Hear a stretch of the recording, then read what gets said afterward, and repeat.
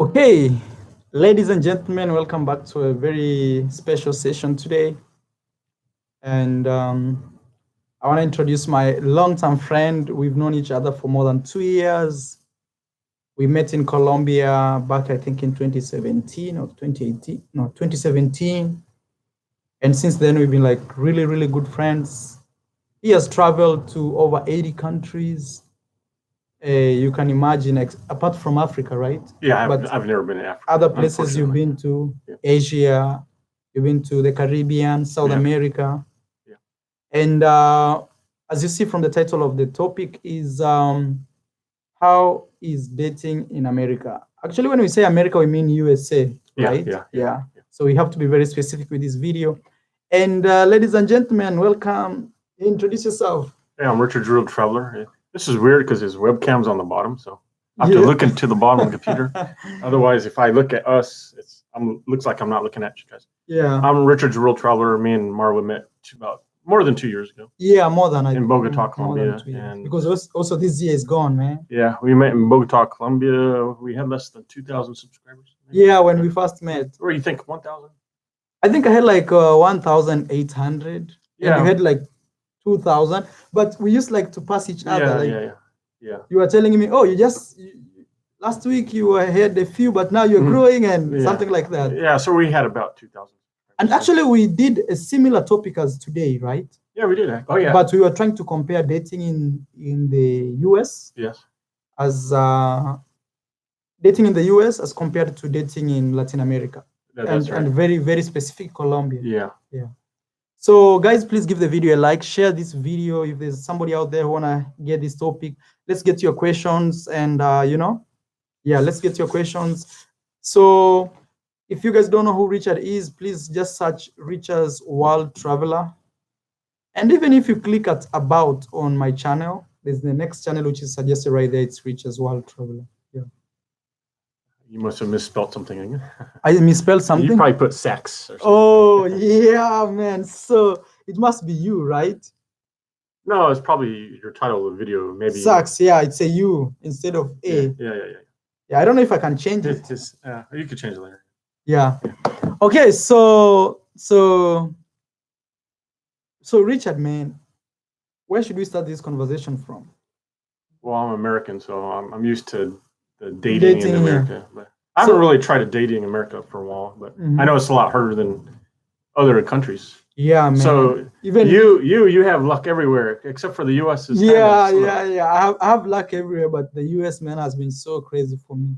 Actually, it's funny because since I've ever been to the U.S., I've technically just been in a relationship technically with one girl, and she was not even from here.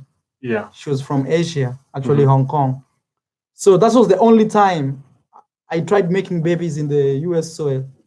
Oh yeah. So he's had luck with girls in Colombia, Mexico, place like that, but here things are really crazy. He tries his things and he gets attention, and you get phone numbers. You get a lot of phone numbers. Yeah, I get a lot of phone numbers. Instagram Instagram and everything.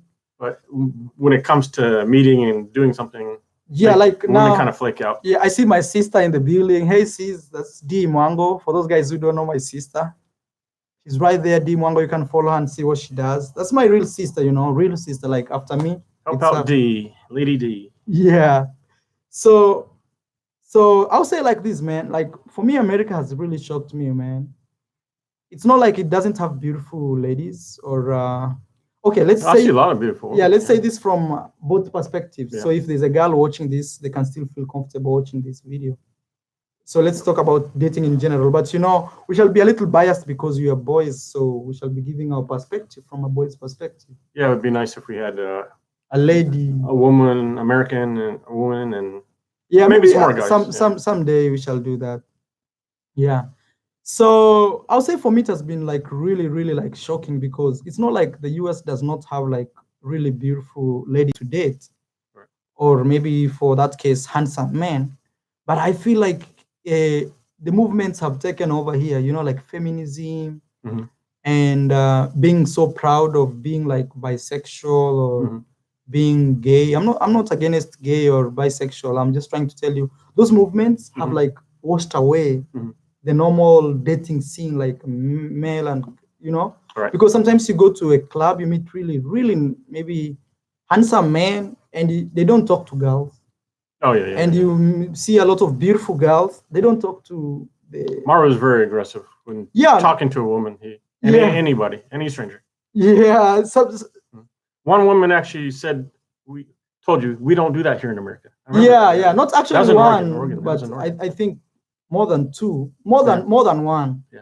And sometimes they always ask me where you're from, because they find it a little strange.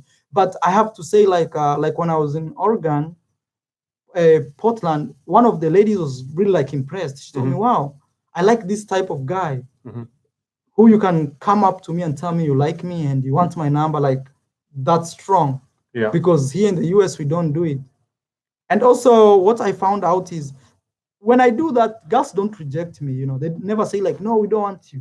They just like get like interested, like, "Wow, so where you from?" Yeah. But the funny thing is I get their numbers, I get maybe their Instagram, but after that, like it doesn't how do you say, it doesn't materialize.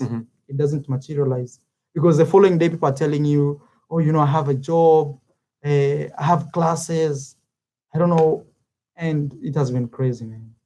Yeah, so now hopefully he understands why people like Americans want to go to these foreign countries, and it's easier to date women, get women. Yeah, I feel actually it's easy. One is, when you are a foreigner in another country, you stand a chance, especially normal countries, not this like a lot of movement countries, like feminism and stuff. Yeah. If you go to a very normal country where even if there is feminism, but it's not as strong as these other countries here, like for example, the US.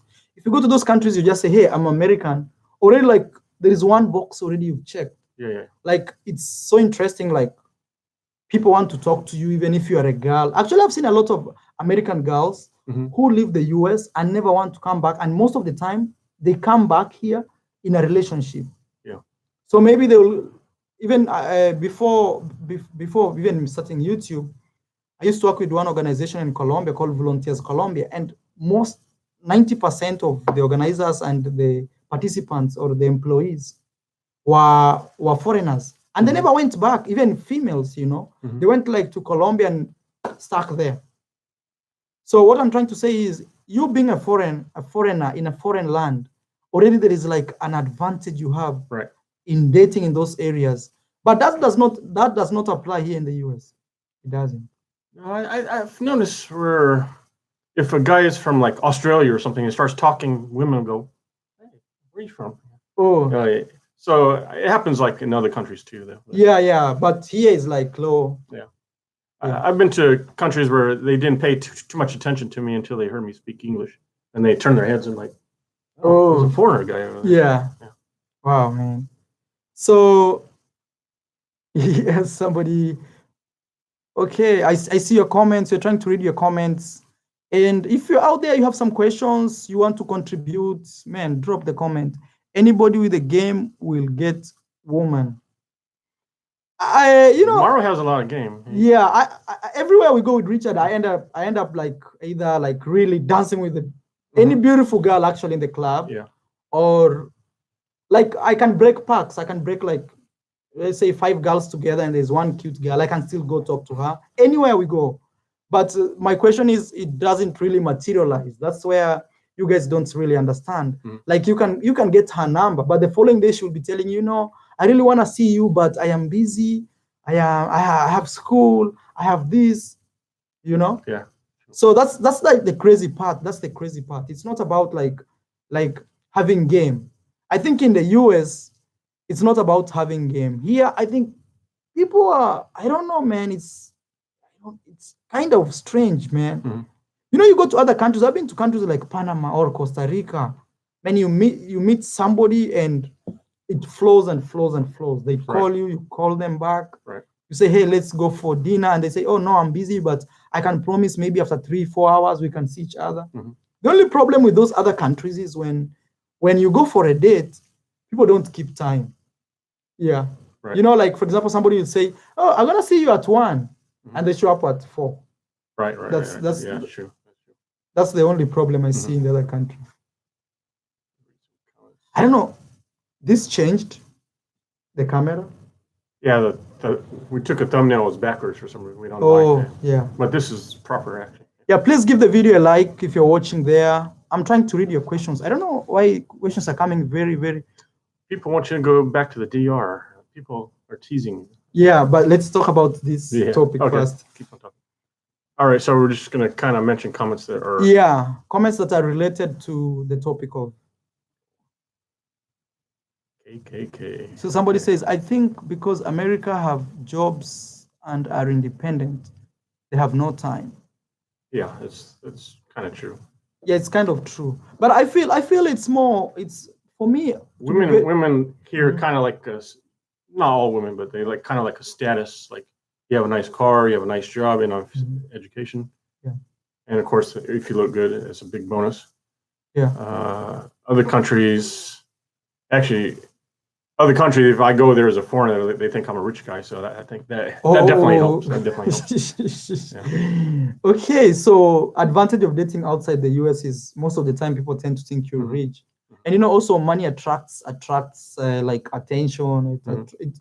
It does not solve everything, but it brings you close. Actually, that's happens in Medellin too, though. Like those Paisa girls, they want to suck the money out of you. Yeah. But the Bogota girls weren't really. Yeah, like Bogota is really different.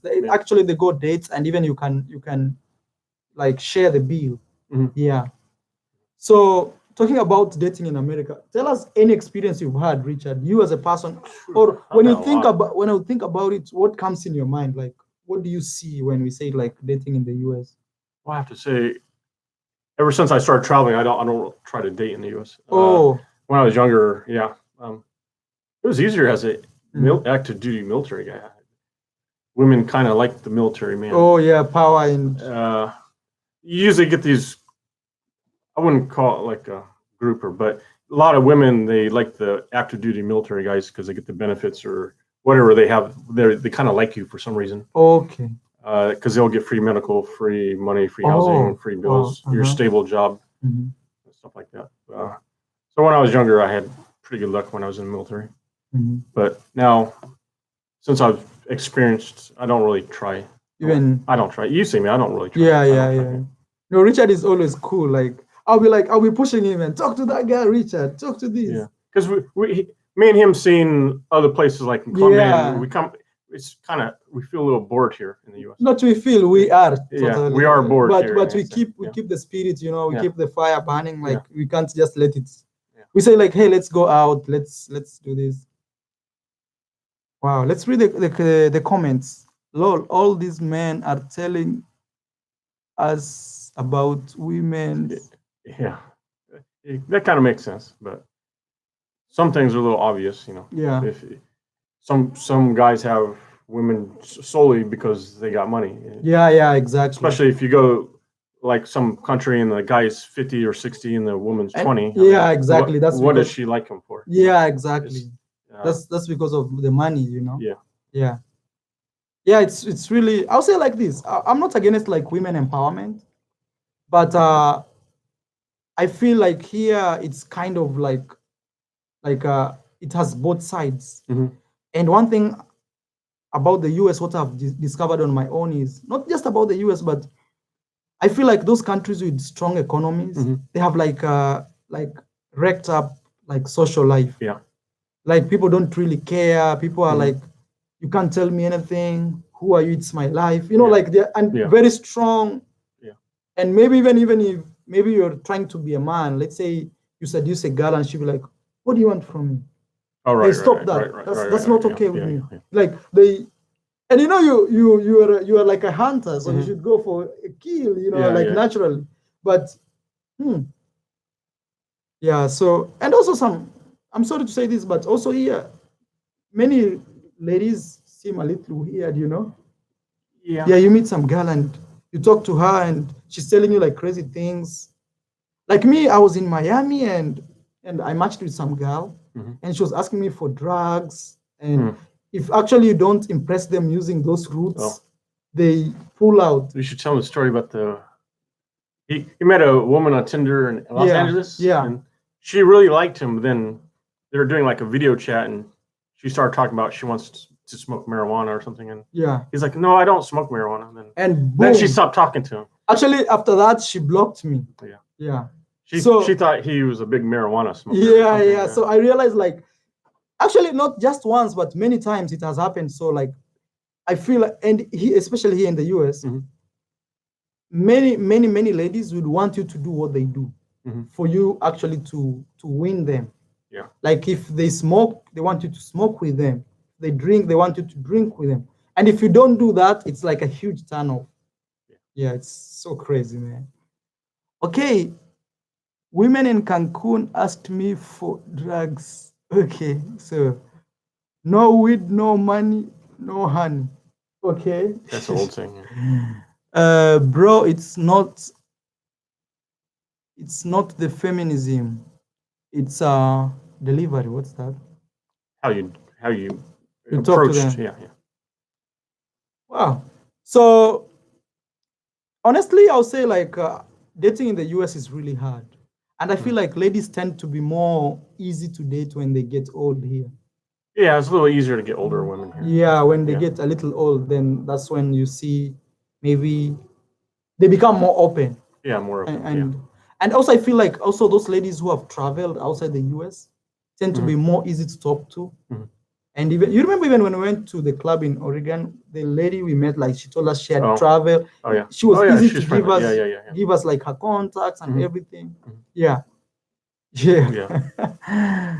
Okay, so we're trying to read your comments. Maro, this guy you have very professional, Lord. Like you look very professional. Thank you. Okay.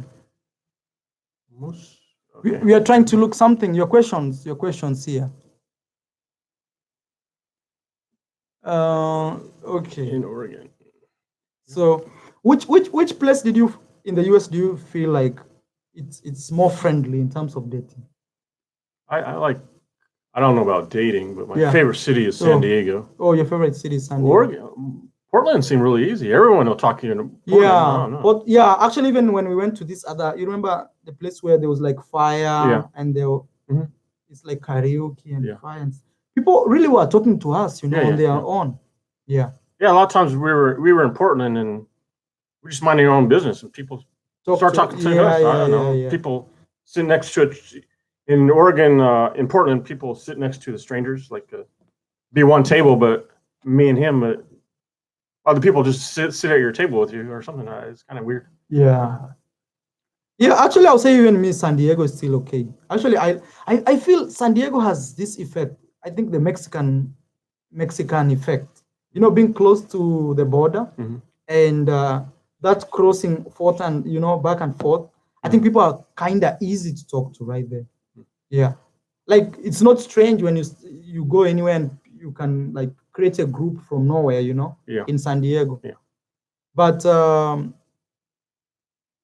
let me see. Another thing is here, even people don't walk in the street. It's really hard even to talk to people here. Yeah, we were talking today, like we were driving sometimes, and sometimes you see nobody walking, and he said, "Hey, look, there's someone walking." Yeah, so imagine here in the US, like nearly everybody, especially in California, everybody drives.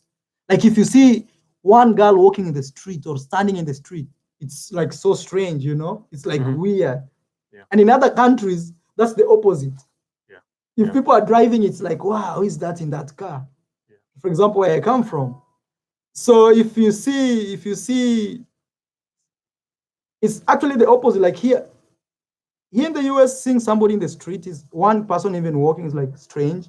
But in other countries, too many people are walking in the street. And I think that's why even it's easy, because other countries, like me, when I was in Colombia, I'll be walking in the street and meet a beautiful girl and I'll be like, hey, excuse me, I'll talk to you, and boom. But here, even you can't do that. Like that's, no. Yeah. People are a little worried if you just approach them out of nowhere. Yeah. It's crazy. When are you going to Thailand? Somebody's asking me that. Actually, we're in San Francisco right now. Yeah, we're in San Francisco. Tomorrow I'm traveling to Hawaii. Yeah. Then stay there 4 days. Yeah. Then head to Thailand. Yeah. So we're like maybe 3 miles from the San Francisco airport. Yeah. He's going to Hawaii tomorrow. Yeah. So I'm going to Hawaii. Then from there, I'll be going to, after 4 days, I'll head to Thailand through Japan.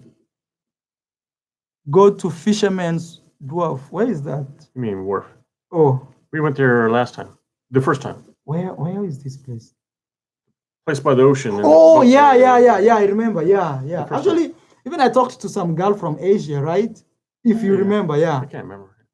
Yeah, I remember where people smoke weed close. There's like a small park right there, and right in front, people eating like restaurants, open space. Yeah. And like say there's a cave. Yeah. Yeah, we went to Fisherman's Wharf.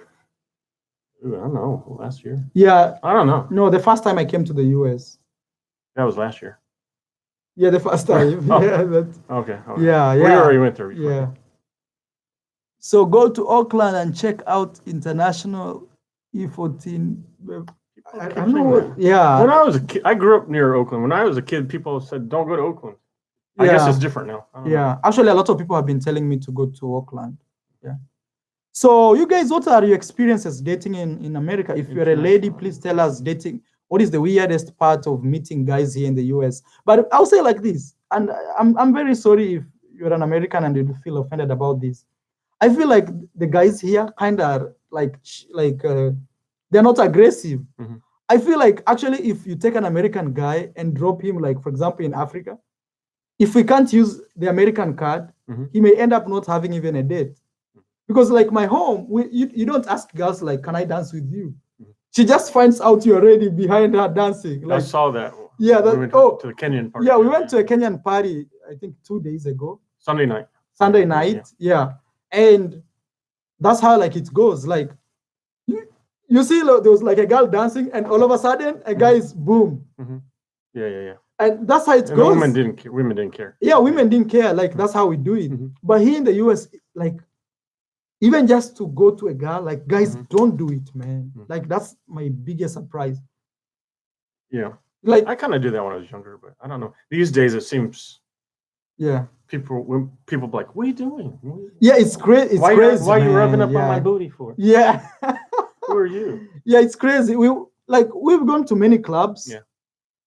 Like, man, you find like guys standing like right there, like 4 of them having their own beer, and the girls are also the other side. Nobody's trying to know the other. Like even saying, hey, can we dance? Nobody. Like now when we went to this club in Roosevelt. Yeah.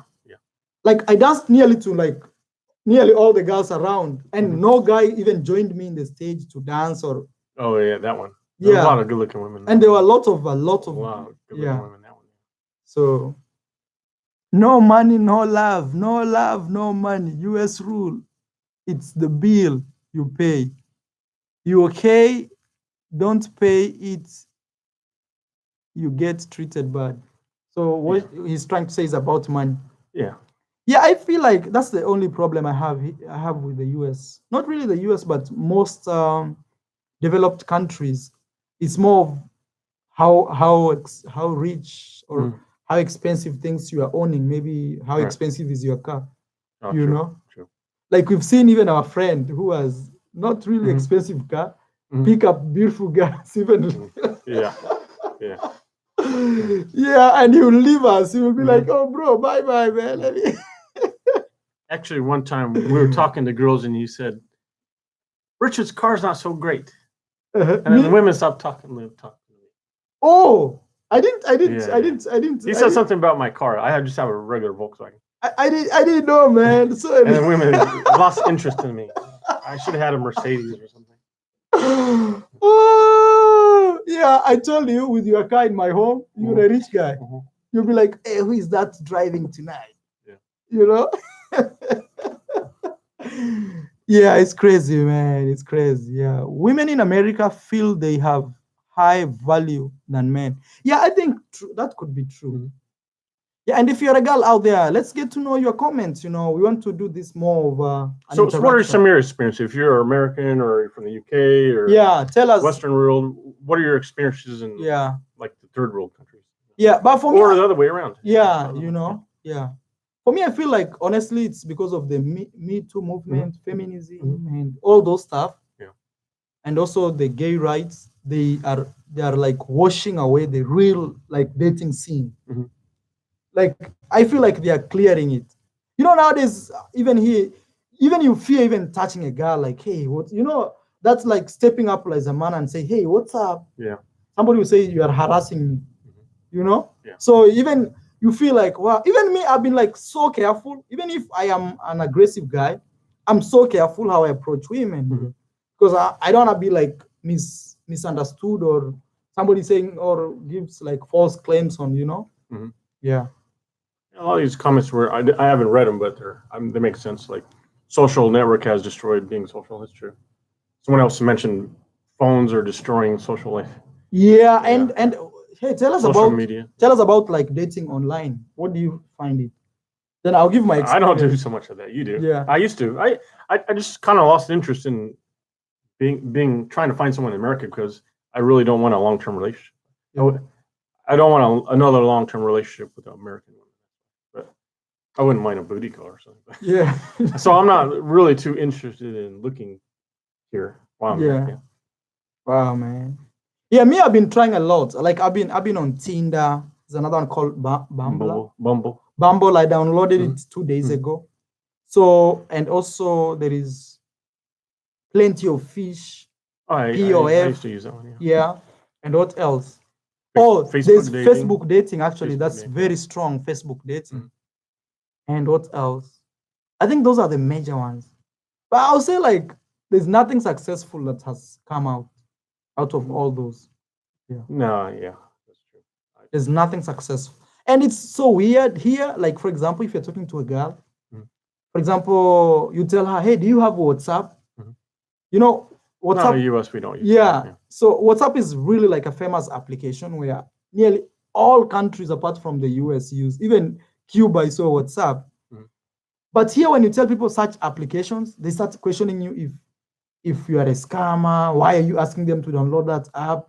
Like, yeah, people like find it so strange, you know, so strange. People are used to numbers and. Okay, somebody from Japan just commented, but we didn't know. Well, you met some Kenyans in the bar the other day. Did you think they had a different attitude?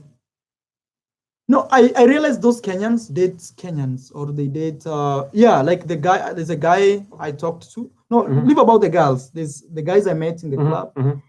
They told me, for example, the Kenyan guy I met there, he told me he came here with a wife. Yeah.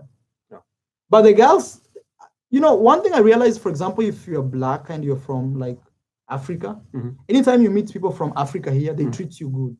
Like they feel like, oh, you know, like somebody, they feel more comfortable. They feel like somebody they already know, even if you've never met them before. Yeah. Like you see, like me, I was dancing with the girls in the club and they were like very fine dancers from Nigeria and Kenya.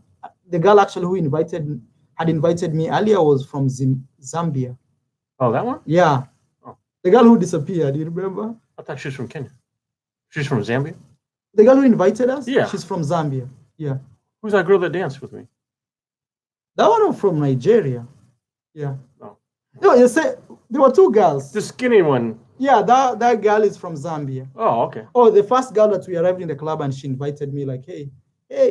Oh, okay. I thought she was from Kenya. No, she was Zambian. Oh, okay. Yeah. No, I know. She was really nice, sweet girl. Yeah, she was really nice. The Nigerian girl, she was good looking, but good looking, wild, and I don't know. Yeah. I don't think she liked the light meat. She was dancing with the dark boys. No. I was rubbing up on her booty for a while. She didn't. She moved away. Richard is a shy guy. You know, Richard goes there. I gave it one try. As an American, like I gave it one try. You don't go like this to a girl here. You go. Richard goes professional, and as we go hard, man. Yeah. And you've seen. Like that's. I don't know. It's like that in Colombia too, though. Yeah, in Colombia too. A lot of Latin American countries, and even the good thing about like Latin American countries. So Philly Dome. In clubs, women can actually come to you and ask you even to dance with them, and like it's not a huge deal. And very nice salsa music will be playing, and the girl will walk to you and say, "Hey, do you want to dance?" Actually, Colombia is the only place I saw that, like where women can just come to you. And here in America, you go and say, "Can we dance?" Hey, the girl looks for you. Like here, actually, I realized one thing here in the US. If you want to meet a girl or a boy in a club, you first have to give yourself your own how do you say? You have to make yourself self-sufficient first before approaching the other girl. Oh, yeah, Let's say, for example, you're dancing. You have to dance first until another girl sees, like, oh, that guy is really a good dancer. I want to dance with him. But you don't expect like you're not dancing, you're not doing anything, and that a girl will come to you or a boy will come to you. If you're a girl, you go in the dance floor and you start dancing, you'll feel some guy can approach you. Some guy, it's not, he is not as common as where I come from or in Latin America. Latin America, girl dances in a dance floor good, or you see a guy saying, hey, I want to dance with you, Right. But here in the US is, well, yeah. A lot of these comments are true. Like the one from Evan is true. What's Mevin saying? Or maybe somebody watching this video. They said in America, you don't ask the woman to dance. You just have to be confident and approach her and dance. When I was younger, I used to rub up on booties. It was okay. I think now these days, I don't know. You just nowadays, go rubbing up on women's booty. Nowadays there's a lot of movements and a lot of social rights, Yeah. What's up, Philly Dom? How you doing? I think you're doing a live stream later today. Yeah, Philly Dom, man. How are you doing, Philly Dom? So we are reading the comments here. Somebody says, yo, Marwa, you're right. When you have a girl in States, other girls pay more attention to you. Yeah, that's really funny because even me, when we were in Oregon, not even everywhere I go, I talk to more than one girl, and they still like the other girl will still talk to me, and I'll still take their number, and it's crazy, man. Yeah. Roland says in America, a 4 or 5 thinks she's a 10, and I think that's absolutely correct. Yeah. So average-looking woman here will act like she's a perfect 10. Yeah. But in Colombia, she would be like a 2. Yeah. Or really ugly or something. Yeah, but we can't say like there are no beautiful girls here. Oh, you've seen some they are really beautiful girls. Yeah. But the only problem is even approaching them is a huge deal. Yeah. Yeah. I've never been, I've been to clubs here, and this is a reality. And boys come to me and tell me like, like I'm in a club and I do my thing. Let's say I'm dancing with some girls, I'm getting their numbers, and boys approach me and tell me, hey, boy, I've been watching you. You've seen that happen to me many times, actually in different clubs. Yeah, I've seen guys give him compliments because he will go to a bar and talk to at least 10 women during the night, and then another guy will be like, hey, I've been watching you. Yeah. You're the man. You're the man. I'm going to be your wingman. Oh. Yeah, I found that really, really strange. Yeah, the first time a guy told me that, I found it a little strange. Yeah. Like another guy complimenting is like a little strange. Yeah. But actually, it happened to me several times. Now I got used. I've seen it at least twice. Yeah. Like, wow. But one thing I know is like when we were in Oregon, I met a lady in like 1 minute, we were already kissing. Like actually like 30 seconds. That was in Oregon, Portland. Yeah, Portland, yeah. So sometimes I feel like... Didn't her friend say she was married though? Yeah. She was a married lady. So I pulled, and also it was just good. It was good as it lasted. I would say like that, Philly Dom. Oh, somebody says where? Yeah, if you guys haven't seen Philly Dom, check out Philly Dom. He's highlighted there. Yeah, that's Philly Dom. Please check him. Big shout out to you, bro, man. He's in El Salvador. You can be my driver any day. You can drive my car around. Yeah, Philly Dom. Yeah. I remember the first time I met Philly Dom, I was too tired of driving. Yeah. I don't like driving Los Angeles, so he drove around. Yeah. Philly Dom. Then we met him again not too long ago. Yeah. He's saying Major, what's up? Yeah, there's a guy called Major. So, let me see. Somebody says don't kiss them. Okay. So, Mara, what do you think about Tinder? Is it bad? No, Tinder is actually really good. The problem is nowadays people don't want to talk to you one-on-one.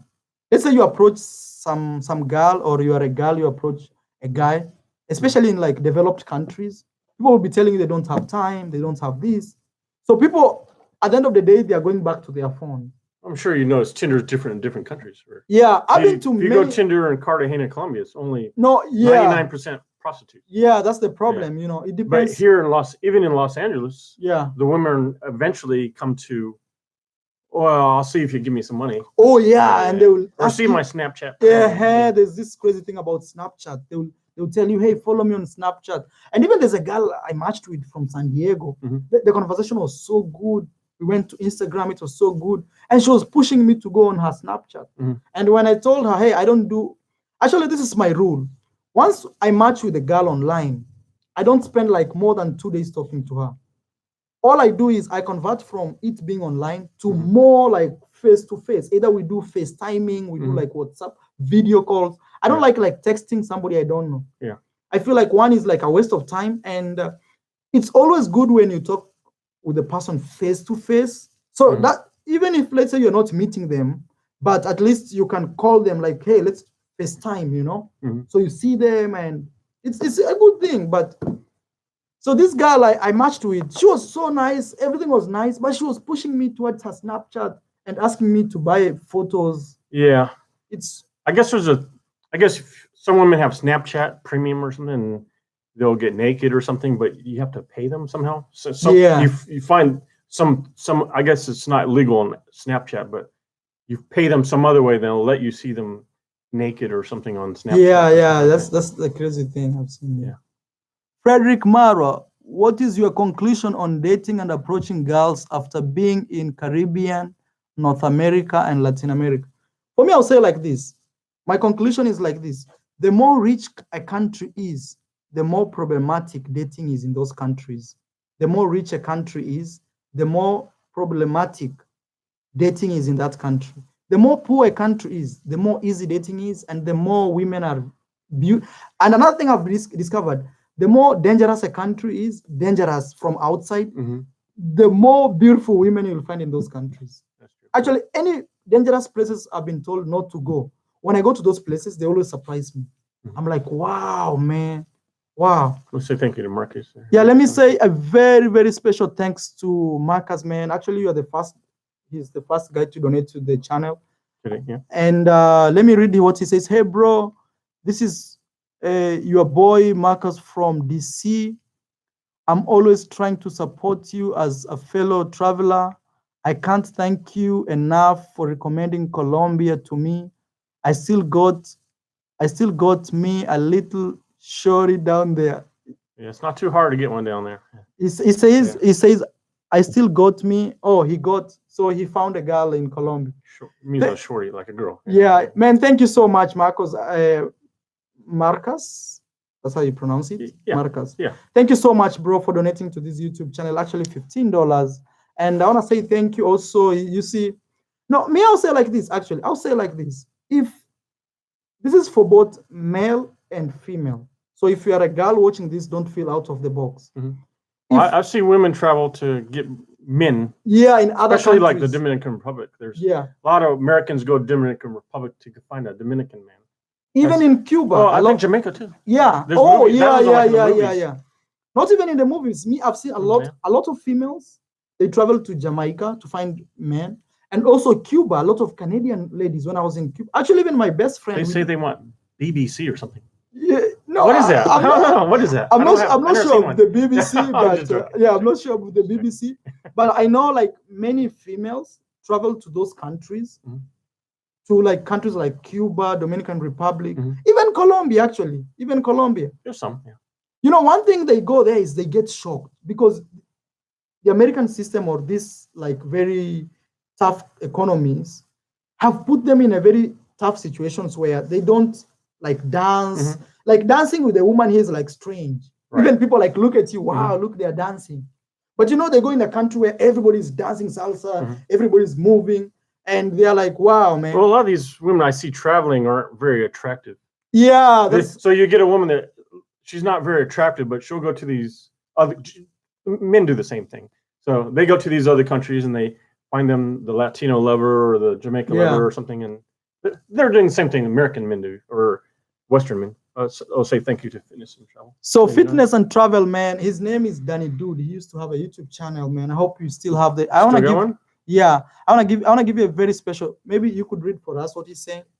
I've dated a lot of women here, but it's never gotten anywhere. So I gave up, and I realized that women here feel like they're entitled. Also, the law is clearly in their favor. Now I date gorgeous women from Colombia. Yeah, makes sense. Yeah, he has been to Colombia. I think Danny Dude seems familiar. Yeah, he's a long-term supporter, man. I want to say thank you first for donating $20 US. Yeah, I feel also the system here is like against man. Like like in a relationship, at the end of the day, here, the man will be the loser. At the end of the day, like in one way or the other, the man will be the loser. Because the worst thing they will always do is, even if the girl is abusive, they will still like give you the kids as the man. Yeah. And you see, they say if the girl if the woman is in the wrong side of the law, the government will say like this. The government will say, okay, now take the kids and give them to the man. So the man will take care of the kids. Right. And even if you are the wrong guy, if the law finds you as the wrong guy, they'll give the kids back to the lady and you'll have to pay child support. So at the end of the day, you'll have to take responsibility. We're not saying like it's bad to take responsibility, or especially for your kids, but the law actually, it should be more balanced, It should not really balance. It should try even to favor men, because I feel like in a relationship, as a man, you need like that support, You need support from the government, but now it's totally against you. So I want to ask, I'm not a black man, but I've traveled to a lot of places and I see where the Americans go. Yeah. So he says, what's the best place for a black man where they love black men? A lot go to Dominican Republic and Brazil and Colombia. That's where a lot go to. I'm sure you can go other places too. Yeah, when I was in Jamaica, I saw a lot. And I think also the girls love it. I think in Jamaica, everybody's black. Yeah. So they might, just like Americans. So there was, his question is? He's a black man knowing where to go. Okay. No, if you are a black guy, I would recommend Mexico City or Mexico. And Mexico is pretty good too. Yeah. Because Mexico, you stand out. He did good in Mexico. Yeah. Anytime I go to Mexico, I always do like perfectly good. Yeah. It's only that Mexico and Colombia is really different. Colombia, it's easy for you to date, but it's not easy for you to maintain. You understand? You can meet a beautiful girl or a handsome guy, but to maintain them, it's really hard because they may start asking you for money, or they may start like giving you problems of their families. That is like Colombia and Dominican Republic. I've been to Dominican Republic. I stayed there, I think, over a month plus to nearly all cities. The people you date there, even Cuba, that's the main problem I always find with these small countries, It's easy to get women, but then they want you to give them. Like you always have. And sometimes I feel it's not bad, but you see, if you're not sure she's your woman and you're still sending her money, it means she has like 5, 4, or 5, 6, 7 other men, like who she always calls. To be very honest, like me, I've sent money 2 times this year to 2 girls. And one of the girls is... Don't do it. Yeah, I'm giving you... He's telling you the truth here. This is the real truth here. Yeah, I'm telling you the reason. One of the girls is, I met this girl in Colombia. She was a Venezuelan girl. So she wanted to process her passport. And when she went home, like her family, the situation in Venezuela and everything. So every day she was... And when I was in Colombia, she didn't ask me for money. That's one thing like I liked about these girls. When I was in Colombia, she didn't ask me for money. So when she went back to her home to process her passport, she was telling me the problems and showing me pictures of their family and everything. And they're like, oh man, I just like, they see her as the savior of the family. So she spent all the money when she was in Venezuela. And when she went back to Colombia, she needed to pay like rent and stuff, and she couldn't. And she asked me if I could help. I didn't feel like I'm sending money like to like the way you feel like, oh, she's my girl, I'm sending her money. I didn't feel that. Actually, I felt like I'm sending money to help. And since actually I sent her money, she has never asked me for any other money, like, oh, today or this. So that one is a genuine help. There is even me sometimes, Richard, you've sent me money when I'm in like crazy situations. He pays me back. Though. I always pay you back. I actually owe you money. Actually, You might forget if I don't keep reminding you. No, yeah, I remember because I'm waiting for my PayPal. So I'm not saying like sending a woman money is bad, but if you're constantly doing it and she's constantly giving you her problems, then there's something there that it's not okay. True. Yeah. Oh, so that was one time you sent money. You sent money to another? Oh, so the second time I sent money was to this girl I met in Panama. She's from Uruguay. And also her problem was she wanted to extend her stay in Panama. I don't want to say this. She's in some of your videos, right? Yeah, she's in some of my videos. She's a I don't know the proper name. She's from Uruguay. Yeah, you say Uruguay. Uruguay. Yeah, in Spanish. And so you dated her. Yeah, I did. I dated this girl, and the funny thing is, when I was there, she never asked me for money, but I took charge as a man. Like I used to take her out. Actually, she used to come with her own money. Let's say we are meeting. She didn't say, "Yeah, are you paying my Uber?" No, she would show up. But when I left, she started giving me problems. I mean, giving me problems is she always told me, "Hey, Maro, I have this problem. I'm so stressed. I don't know if I should go back home." The funny thing is she's still in Panama, you know. I don't know if she's legal or illegal. I don't want to put her in problems, you know. But so, and she wanted me to send her money. So I sent her money, but after I sent her money, after like a week, she told me another problem. Then I felt like no. He's always showing me these problems. Huh? You're always showing me those problems. Like always. Last time she said her phone got stolen or something. Yeah. Like right now she doesn't have a phone. She said someone stole my phone. Someone stole my this and that. I have no money. But you see, this girl. One thing like I really like about her is she told me this. If I'm ready, she's gonna quit everything and we travel together. You understand? Like she's ready to leave everything behind. And actually, at some point, I had to say no because when I left Panama, I went to Costa Rica. Then I came back to Panama. So when I went to Costa Rica, she was telling me, when you come back to Panama, when you're leaving the country, you're living together. And she had already gone to her boss and told her like she's quitting a job. So I became really afraid. I was like, man, I'm marrying already, you know? Yeah. So because of that, that's why like I gave her bonus points, you know, like she's not trying to use me, but it's me to make a decision if I really want this girl or not, you know? Yeah. HECO3. He's from Sacramento. We were just in Sacramento. Being a native Southerner, most American women that I attracted were from New York and Cali, mostly foreign, Iran, Burma, Uzbek, Mexican. We were just in Sacramento. It would have been nice to see. I'm actually from there, but. I want to say thank you guys. Please give the video a like, man. Let's get 100 likes, man. We have a lot of people watching, man. Smash that like button. And if you can support me in any way, man, any donation, $10, $2, $1, anything. And also check Richard's YouTube channel, man. Richard's World Traveler. Maybe you should comment. I will. Yeah, you should comment for them to see your name. Yeah. Oh, so we did make a video with a certain topic. So maybe you want to tackle that. Which one? I think we already did. Which one? He said Marwa never really explained why dating is so hard in America. I think we've already explained it. Yeah, we did. Yeah. Maybe at the start of the video, maybe you've just joined, but at the start of the video, we already explained everything, like why we think dating in the US is really, really difficult here. And another thing is, the most beautiful girls you find here, most of the time they don't talk with guys. They always like the other side of the, you know, the coin.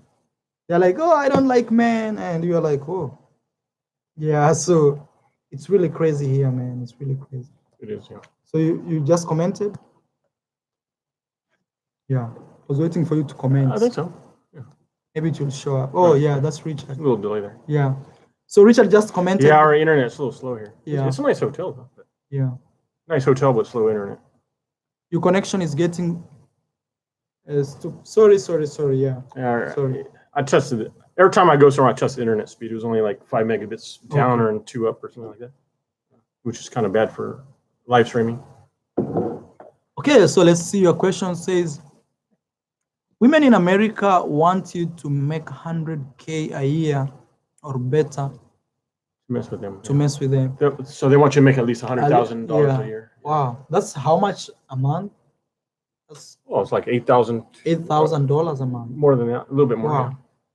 Yeah. 8,333. Yeah, I'll say like this. Like even other countries, women like people with money. They like men with money.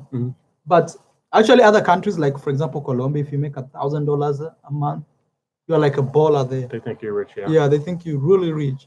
And here, $1,000 is nothing, man.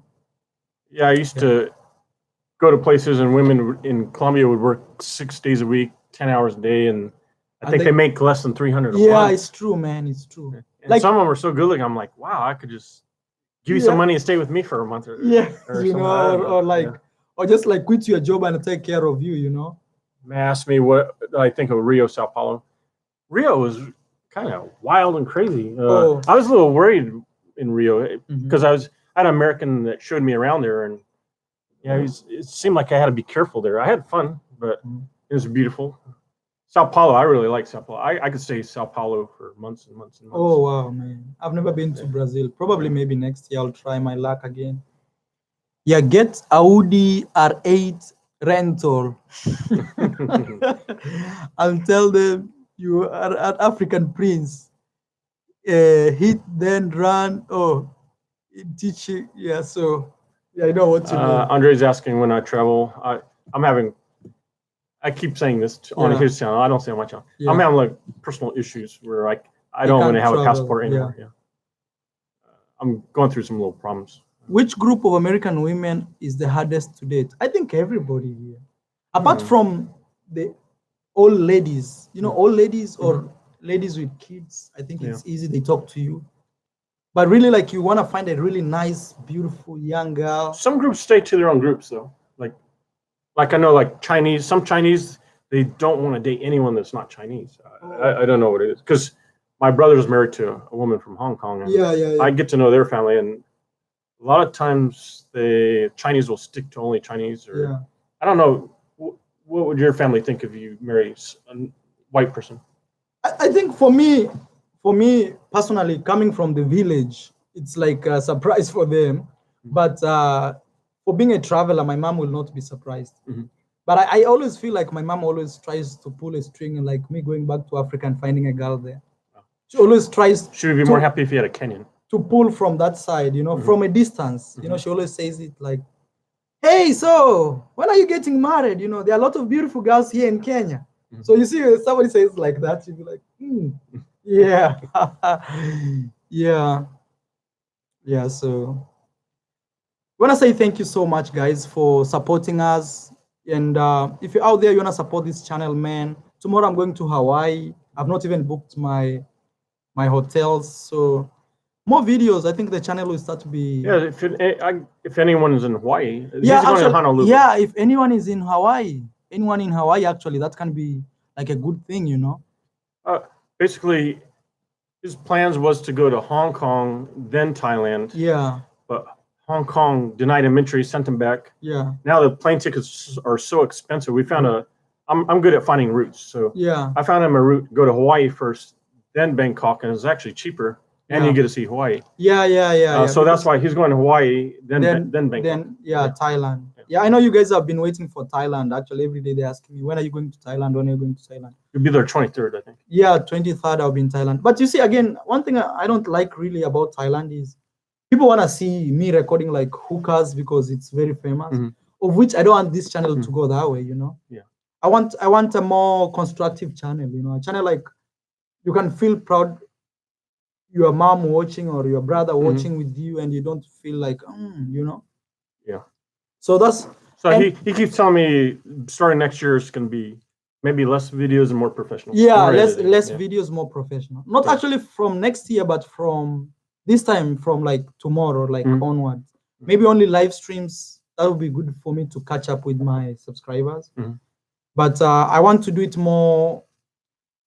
I'll be, you know, people want to see some type of videos. I'll be doing them, but it's not like entirely my channel will be more of that. Yeah. I want to do a more holistic travel, you know. I want to do like review hotels. I want to review food. Yes. Someone asked an interesting question. Yeah. He said, what about West African women? Do you think there's a difference between the women in West and East, or South and North? Well, North is totally different. Yeah, North is totally different. What do you think about if you had a date one kind of African woman, what country? I think you kind of always say Rwanda or something. Yeah, Rwanda has really beautiful ladies. Really. Beautiful. I'll say like this: Africa has really beautiful ladies. For example, if you want like just a girl who will be in your house, taking care of your house, a housewife, Tanzania makes one of the best, because there, for example, if a lady gives you water to drink or something like this, she has to kneel down. She can't give you like cake, what? From Tanzania. Like put like that. She can't. So she has to come and say, and she has to bend like this. So even sometimes people go, not sometimes. Oh, yeah? It's cultural, yeah. And that's how it is. Tanzania. And even if there's a lady talking to you, and there are many Tanzanians I know watching this, they will agree. But nowadays, because of the internet, people are becoming slave queens and slave. Oh, yeah. But technically, it's supposed to be, even when you're talking to a girl, she's not supposed to look at you like this. As a boy or as a man, she's always has to look down. Yeah. So like Tanzania has one of I would say like loyal type of wife materials. Like even in my home, people know if you've married a Tanzanian. I'm Kenyan, so they always say if you've married a Tanzanian, people say, "Oh man, you found a wife." Like people are like, "Wow, man, Where was that girl that we met the other day? I keep forgetting. Zambia. Okay. Yeah. Okay. Yeah, they dance. She was very sweet. She was very sweet. Yeah, that's really wild. And some of those, there's another group of girls that are all skinny. I don't know. Oh, those are Kenyans. Yeah, those are Kenyans. Yeah. The ones who they're skinny and short. You remember short. I took a picture with one of Miss Kenya. Yeah, they were Kenyan America. Yeah. But there's another group. They're all skinny, short. Oh, they're by the flag, the Kenyan flag. Yeah, those are the Kenyans. Oh, yeah, okay. No, and also in Kenya, it's crazy. It's people always think like in Africa, even in Kenya, we have different types of complex bodies. Yeah. Body, how do you say, body structures? I don't know if that's the right word. You said there's 45 tribes? Yeah. 45. So for example, if you go to the coast, people look more Arabic. In Kenya, actually, you might find people, they look really Arabic. But they speak Swahili because long time ago, there used to be this trade, slave trade, and many other trades, trans-Saharan trade. And if you go to the coast of Kenya, people look more Arabic. If you go to the western side of the country, every lady, she's like big. Yeah. Even if you're walking in the streets of Nairobi, where it's a capital, everybody's there. You can easily tell, oh, she's from Western, oh, she's from Central Kenya. Like now, most slim ladies are from Central. Yeah. That's Kenya. So every country in Africa has its own diversity. It's not like how people always say, like, oh, I'll go to Africa and I'll see like this. No. Yeah. Even talking, you can easily tell, oh, this person is from this region. And we are from the same country. So, okay, so what's the worst women in Africa to date? Not the Northerners, because they're kind of really, I think sometimes they don't even call themselves Africans. Yeah, they're not side of Africa. So what would be the worst ones to date? Honestly, I don't know, man. You don't know? Yeah. No. Yeah, I still don't know. But I'll say like this. What really happens in Africa is you always have to ask what tribes, because other tribes have crazy characteristics. Like, for example, in my home, I don't know, mention this tribe because people will kill me. There are tribes where if you marry them, they're more into your money. And if you build a lot of money together, they will kill you for that money. Oh. And like, for example, in my home, if you Google, a lot of, for example, white people have been killed because they are so rich and the women want to take the money. Yeah. I'm not saying everybody does that, but there's some tribes in Africa which women are so much into money, sensitive. It's not about even women, it's those tribes. They can do anything for money. So the tribes, yeah. Yeah, they can do anything for money. Yeah, I know it's kind of a stereotype, which is not really a good thing to say, but you see, those things exist.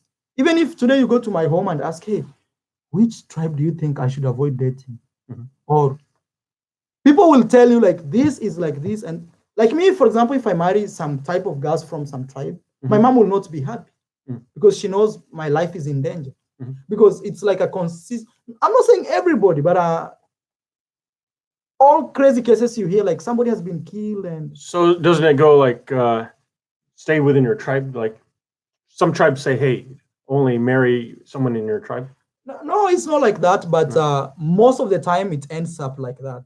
Oh, yeah. It's not like that, but most of the time you find like like a girl will end up with a tribesman, or but you see, because of like universities, people go. Somebody's coming from West, another Central, so people mix a lot of big cities. You never know who is your neighbor. Overall, I think mixing is good. Yeah. For the human evolution, mixing is good. Yeah. So Messi said women from Congo was probably the worst.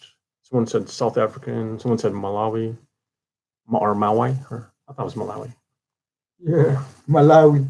Yeah, I'm trying to read here a lot of.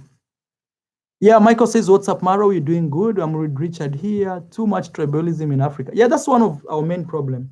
You know what really happened is during colonization, the only way they did divide us was using borders and tribals. Mm-hmm. So they would come and say, "Hey, you see that tribe? They said this about you." Mm-hmm.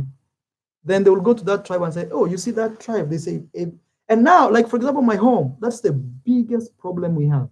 Mm-hmm. Forget about corruption. Mm-hmm. Now, because of tribalism, for example, let's say you steal money. Mm-hmm. You from, let's say, tribal X, Mm-hmm. tribe X, and me, I'm from tribe Y. I steal lots of money. You say, "Hey, that guy stole money." Mm-hmm. Me, I say, "You see, they are saying I stole money because I'm from this tribe. They don't like us." Mm-hmm. And now that's like, for example, in Kenya, mm-hmm. that's the biggest like politics that all politicians use that card. Mm-hmm. All politicians. Mm-hmm. Like there's a politician, this politician presents this group of tribe. And that's the major problem. So even if there is corruption cases, if the judge is from the other tribe, they'll be like, "Oh, it's because we are this. Mm-hmm. So that's the major problem. So sorry, the topics kind of changed because we already talked about what we wanted. So yeah, this is just a continuation. We can definitely answer. Yeah, I think a couple people asked me. Yeah, I was in the Navy for 20 years. Yeah. And what happened is I make enough money where I don't have to work anymore. So that's why I was able to travel. Yeah. Wow, we have nearly 200 people watching, man. Please smash that like button. Come on, man. If you're watching this, we are giving you all this amazing information and you don't want to support the channel, man. It's kind of a shame, right? Yeah. Yeah, man. Michael says Rwanda is growing. Yeah, Rwanda is one of the best countries you can visit in Africa right now. Yeah, I asked him about Africa. He said he likes Rwanda. I like Rwanda, he thinks it's probably the best thing going. Yeah. If you really, like Rwanda is like, you see, one thing I don't like about Africa, for example, my own country, we have traffic lights, okay? Mm-hmm. But it's showing green and there's a policeman saying stop, on the road. Yeah. So we have like traffic lights, but we still don't use them. So like things are chaotic.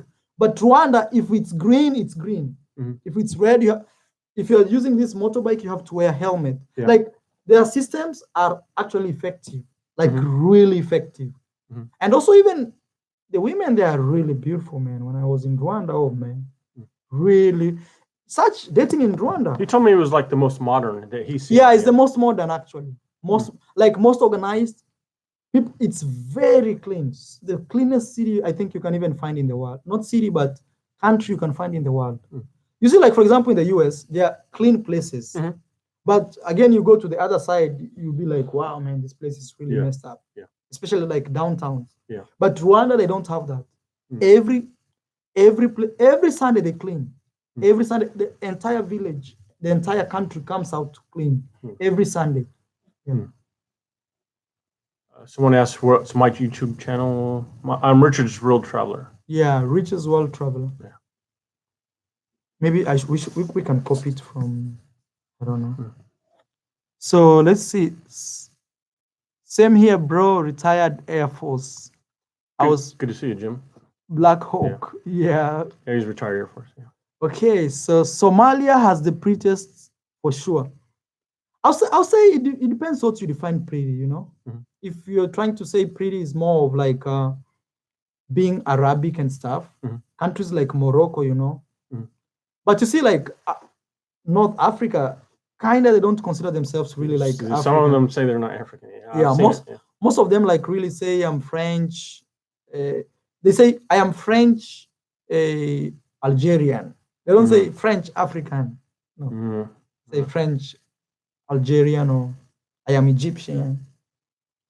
No, I'm not gonna say his name. Someone said I never met a Somalian. There's a guy in We met in Medellin. He's from Somalia. Not in Medellin.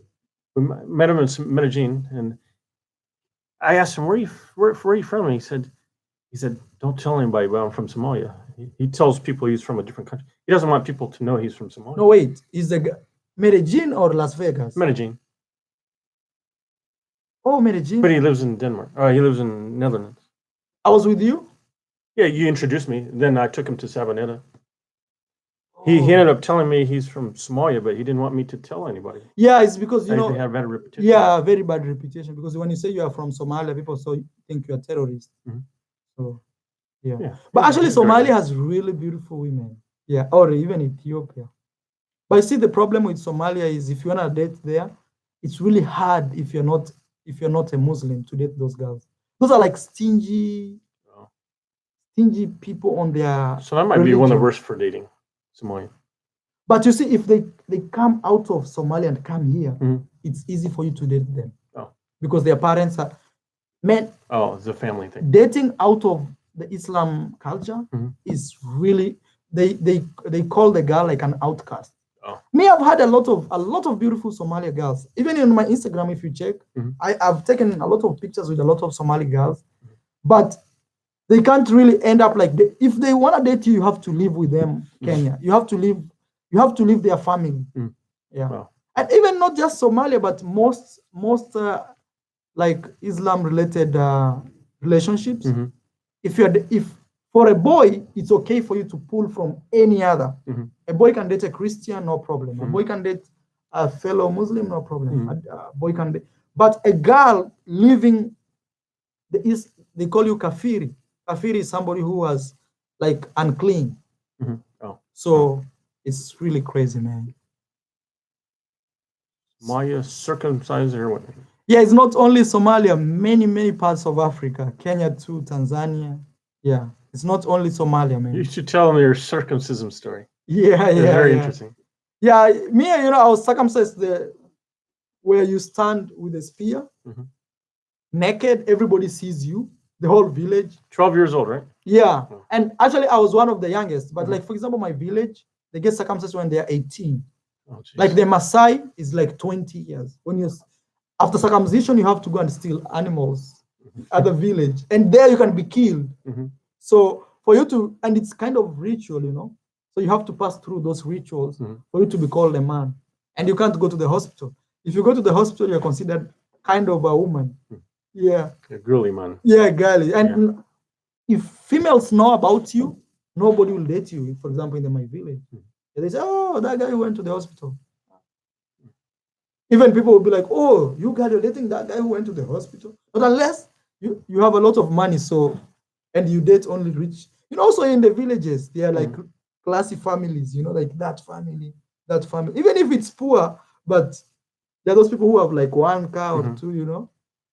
And so just imagine he got circumcised at 12 in front of his whole family, and everybody watching. Everybody watches. And other boys, just naked. Yeah, naked. Right there. Everybody, and you can't cry. If you cry, they look at you bad. Yeah, no, look at you. Actually, like in my tribe, they give you money after circumcision. Like they say, okay, here is $1, $2. Even they can take up to $100, depending, because it's something they prepare for a whole year waiting.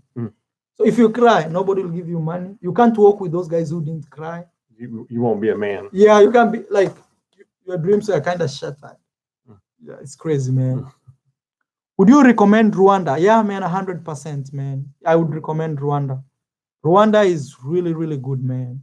Watch my videos. I did a video about dating in Rwanda, and everybody is like saying, "Oh, that is the like the girl they've ever seen with the biggest hips." Rwanda? Oh.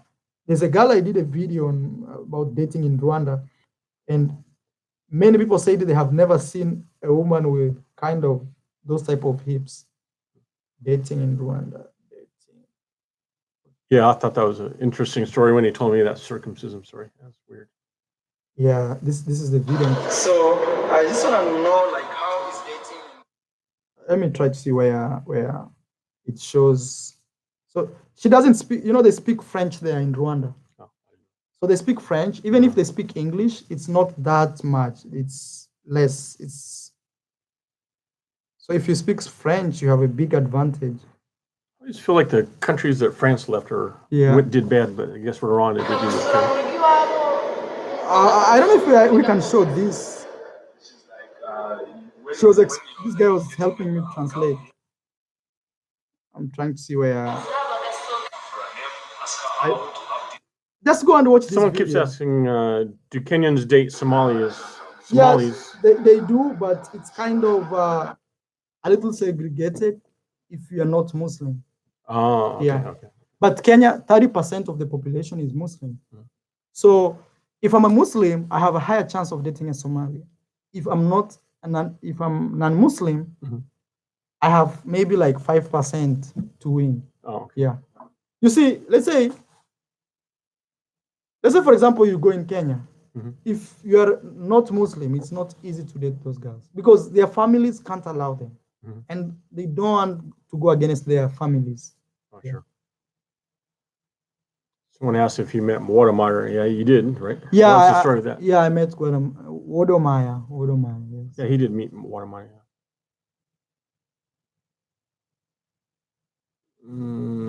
Yes. There's non-Muslim Somalians in the UK. No, one thing that happens is when they leave Somalia, many people, when they leave like Africa, those beliefs they were like dearly holding on them, they disappear. It's not, for example, if you meet a Somali girl in the US, she's not the same Somali girl you meet in Kenya. In Kenya, she will be very strict with the culture. She'll be very strict with the religion. She'll be very strict with everything. Even you can't actually touch their hands, you know that? Like there's no hugging, there's nothing. It happens in some of the countries I've been to, yeah. So, but if you find them outside those like home, even our friend, our friend is dating a girl from Lebanon, our friend Tim. Tim in Las Vegas? Yeah, the girl. She's from Iran. She's Persian. She's Iran or Lebanon? Iranian. Oh, she's Iranian, yeah. So nice woman. So you see, when they get out, it's easy for you to talk to them than when they are in their home country, especially when it's about religion. Yeah. Is there no government in Somalia? So Somalia has like 3 parts. There is Somaliland, there is Somali Mogadishu, and there's another Somali. So Mogadishu is messed up. That was the main Somali. It's crazy Al-Shabaab, and Somaliland is the safe place where you see the other guy who went, the Indigo traveler. Yeah, he went to the safer part. But it's not really safe because, the problems with those countries is they have a lot of oil. Like, for example, Somalia has crazy oil and charcoal. So many governments want to control that. Like, I was seeing like Qatar is one of those guys who send weapons to Somalia. Oh. So, yeah, many countries, when they have like oil and things, totally destabilized. Yeah. Hey, Maro, can you speak Swahili? Yeah, I speak Swahili. I speak really fluent Swahili. Fluent Swahili, like super fluent. Okay. And he's pretty good at Spanish. Yeah. Somebody says Somalia is safe. Actually, he sounds like he's from Somalia. Hey, Mohammed, where are you from? There's 1 or 2 from Somalia. Yeah. I'll say like this, the only problem with Somalia is you really never know. Like, you can be in a hotel and it blows up. Like, there's this one journalist, the lady who went back to Somalia, she was killed and she was like pregnant. So that's the only problem with Somalia. And maybe I'll say like this, maybe if you're white, they can target you more because of, I don't know, man. But it's not a country I can say like, hey, just go and like visit. You have to be really careful. But for Somalians in Somalia, it's safe for them because it's home. Sure. Like, I can't go in that street. So there's nothing like street. But if you go, like, say you're a white guy alone walking in the streets. Yeah, when you travel, you should try to blend in, but sometimes you can't. Exactly. Like I went to Jamaica and I can't blend in. I'm sorry, but like me, for example, if I go to Somalia, for me, I think it will be safe for me. I think as long as I do my things like normal way, not like with big cameras moving here and there. And you see, the only problem is people try to kidnap you when they find you out of the city. They can kidnap you because, like in Kenya, that happens. The Somalians kidnap like white people, and that's how the war started. We have like a war Kenyan soldiers against like a militia group. So the whole scenario started when the militia group came to Kenya and kidnapped two. Actually, even right now as I speak, okay, let me finish that. Kidnapped two tourists from, I think, France, something like that. Now, as I speak, two Cuban doctors who went to Kenya to do some medical stuff, they were kidnapped to Somalia, from Kenya to Somalia. They were like, these guys came, you know those like border cities? Yeah. They just came, boom, with guns, and they stopped the car and they told, let's go. And they went with this. Now they're asking millions of dollars. Oh. Yeah. So, yeah. Yeah, there's a lot of dangerous places in the U.S. too. So a lot of people might say, "Hey, U.S. is safe," but there's places I don't want to go. I don't want to go to Detroit. I don't want to. There's a lot of places I don't want to hang out. I'll say like this: when you travel, just try to see where you can blend in. You know, that's all I can say. It really helps a lot. It does, yeah. If you can blend it, okay, it depends. For the really like dangerous places, try to see places where you can blend in. Dangerous places. Let's say like Somalia.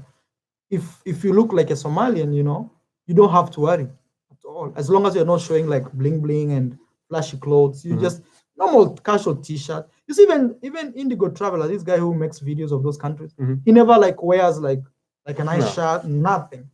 He's always on a t-shirt and just a camera, nothing even in his pocket. Yeah. And that's how you should travel in those places. But one thing you should understand is the more dangerous places are, the more beautiful women you find in those places. Yeah. Let's see what else. Someone asked, "How are the women in Mombasa?" Yeah, that's like I would say it's more. I'll say like this: Mombasa is perceived to be like the most like let me lose myself city. You know. Place to have fun. Yeah, like boom, I don't care now. Me, I'm in Mombasa. They call it Mombasa Raha. Raha means to enjoy and like feel good. Yeah, I'll say, but even there are towns in Mombasa where when I'm black, I'm like segregated. It was like the Medellin of yeah, yeah. Places in like the coast part, like in Diani where I went with this Ethiopian girl there, and I went to a restaurant and this guy, he was a black guy, but everybody was white, and I was with this Ethiopian girl who looked really exotic. So most people thought that the girl was paying for me. So when those bartenders, we were speaking, this girl didn't speak Swahili, so I was speaking English all the time with her. So at some point, I spoke Swahili to one of the bartenders, and they started laughing at me. Like, oh, dreams are valid. You understand? Like, they technically, like you scammed her or something. No, they suckered her. Yeah, no, they technically like I'll say that's discrimination actually. You know, I was discriminated in his own country. Yeah, you see now how it came. So they discriminated me like, oh, so this guy. They thought I was not from here. They thought I was an American or something like that because all the time I was speaking English with this girl who she was an Ethiopian girl. She never spoke English. No, she never spoke Swahili, which is a local language. So when I spoke to this waitress and waiter in Swahili, they started like in Swahili we say kukejeli, like, you know, we thought he's not from here. Look at, you know, like they make you look like a fool. You know how you say that in English? Teasing you? Yeah, exactly. But you know, like, So I really felt really bad, you know. Maybe some sarcasm. Yeah, exactly. Yeah. That is the word, sarcasm. So they never thought like I was Kenyan because I spoke English all the time with this Ethiopian girl I was with. He's eating in a place with all white people, you said? Everybody was white except there, for him, except for me. And now, and you know, I didn't like look like fancy, you know. I just dress casual, like maybe a t-shirt and stuff. Yeah. And now, when I spoke Swahili to them, they really a lot of sarcasm to me. I felt actually out of the space. I felt like out of space. Like you don't belong there. Yeah. So that's why somebody's asking me Mombasa. So sometimes it may feel like that. You might go to places when you are black, people may segregate you. Mombasa has a lot of foreigners. You'll see not really. Different skin people. Yeah, but you'll see people from all over, from all over, even Russian. Yeah, all over. But mostly it's like Germany. It's like Italians. That's like. And most of the people, they go find young girls there and they never go back to their home. So it's that's how Mombasa is. I've made videos about Mombasa. I've made videos and a lot of hookers too. There's a small town called Mtwapa. It's crazy, man. Yeah. I've made videos on my YouTube channel.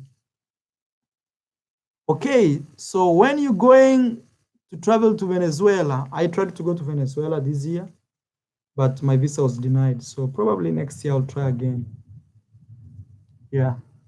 Okay, West Africa have bigger nose. Marwa looks East Africa. Yeah, I'm from East Africa. I'm from Kenya. Yeah, I'm from Kenya, Africa. Okay, Venezuela would be dangerous. You know, sometimes people don't understand why I tend to go to these like dangerous places. You see, like Hong Kong. I wanted to show you scenarios of like what's happening there. I like to go to countries when they're kind of unstable, you know, because one thing is I give you reality on the ground. So people really don't like me when I tell them, hey, I'm going to, like for example, when I was deported from Hong Kong, people are like, what the hell were you going to do there? But they don't really understand as a YouTuber. For me, that's really nice for me to go to those countries because I find them when maybe things are not okay and I'm able to share exactly how I feel. Okay. Jim says, this is the fifth time asking, why can't West African men grow beards and East Africans can't? Now, that's a weird question. Like, okay. He says, why can't East African men not able to grow a full beard like you? Do you shave or you don't shave? I didn't shave this one here. So you just don't grow there? Yeah. Oh, okay. But I don't know, man. Other people. Genetics. Yeah, it's just genetics. Yeah. Yeah, that's. So if he doesn't shave, he doesn't grow hair. Yeah. For some reason. So people say, why do they keep denying it? I think just because of my passport. I think my passport really, and also sometimes being black when you're going to these other countries, people always suspect you and think maybe you may go and become a problem in their countries. I always see, they can't tell you that, but I can always read it from them, you know. West African men are more boom boom. What does that mean? I don't know what that means. Yeah. Maybe it's from West Africa. Yeah, please, man, ensure you give the video a like if you're watching this. Follow Richard. His YouTube channel is Richard's World Traveler. And also, what else should I say? Yeah, if you want to support the channel, please, man, donate anything. I'm going to Hawaii tomorrow. We're actually in San Francisco, and my flight is tomorrow. Then in Hawaii, I'll be staying there for 3 or 4 days before I head to Thailand. Yeah, and I have also to tell you, I'm not going to Thailand like to film like working street girls. If I'm filming them, it's gonna be like part of a story. Yeah, I don't want to be like that guy who went to film like street girls. No, I want to clean up the channel and not really like clean up. I want to be showing you realities, but you see, like Thailand, I want to go to like Phuket. I want to like have a different vibe, you know. I don't want to be another guy who went there filming girls undercover. Yeah. Because you already know what Thailand is about. Are you gonna meet? You should at least meet Cheap Charlie there. Oh yeah, I will meet Cheap Charlie. Yeah. Oh, actually, I want to give him a shout out because he gave me a shout out last time. Oh yeah. Cheap Charlie, I don't know if you're watching this, bro. Yeah. Cheap Charlie Chronicles. He's gonna meet Cheap Charlie Chronicles. Yeah. I don't know. You guys might have seen some of his videos. Yeah, Cheap Charlie. Main channel, I think, kind of disappeared because he YouTube used to not show his face. Now he does. Yeah, YouTube blocked him because he was live streaming. Yeah, YouTube blocked him. He told me YouTube blocked him because they said it's more sexual. Yeah, so okay. Maro, are you a musician? That's what I plan to do after YouTube. I'm not like really a musician like as like professional, but I feel like I know you want to diversify. You don't want to depend on. He doesn't want to depend on YouTube. On YouTube, like if YouTube disappears, he wants to be able to. Yeah. And I always feel like I can sing. Like not really like I can sing. I feel like anything people want in life, if you put like enough energy and concentration, you can always achieve it. You know. I always feel like people think maybe singing is crazy, but if you really sit down and like try to learn about singing, melodies and everything, you can. Yeah. What do you think about Montreal? He's never been there. I've never been to Montreal. He's never been to Canada. Yeah. I've been to Toronto and Vancouver. Yeah. So Richard has traveled to over 80 countries. Yeah. What are your top 3, man? Let's say today people tell you leave America, or people tell you probably straight to Medellin. I think Medellin. I like also like. Why don't you like Thailand too? Why don't you like Cartagena as compared to Medellin? Cartagena is interesting, but the weather is hot. Oh, it's really hot. Very, very hot. Yeah. And things cost more there. Yeah, it's crazy in Cartagena. Yeah. And one thing, man, I like really scared me about Cartagena. And slow internet too. Yeah, internet slow. Like you can meet really beautiful girl, very innocent, but the moment you try to talk to her, she'll ask you for money. Yeah. That's like you mean like she looks very normal, very like a family girl. You know, she doesn't look. You know, the other girls you see, you know, is here for sure. It's but Cartagena surprised me, man. Yeah. Like Thailand, maybe Philippines. I don't know. Oh, Philippines. So Philippines is pretty good. And actually, even I have a good feeling like I'll do better in Philippines than Thailand. Like I'm excited to go to Philippines more than Thailand. Oh, you like Philippines more? Yeah, I think because I've seen people like go there and come out successful, like nice dates, very honest girls. Yeah, you can meet a lot of regular girls there. Yeah. Okay, so Toronto, y'all come. Hey guys, if you're out there, man, you wanna support the channel, please remember you can donate anything, man, even if it's $2. That really helps me to travel a lot. And also check Richard's YouTube channel. His name is Richard's World Traveler. Yeah, he didn't get boom. No, man. Hey, let's try to be more travel. You know, maybe if there's a girl watching this, yeah. Rumpa pum pum. Yeah. That's how they call it in Thailand. No, there's a Christmas song goes rumpa pum pum. Oh yeah. That's a joke. Okay, so what's your the war on? Okay, I don't know. A lot of people keep talking about Cali, Colombia. What do you think about it? You know, I liked it. Yeah, it's okay. Cali, Colombia is like this. Cali, Colombia is really vibrant in terms of like dancing, you know.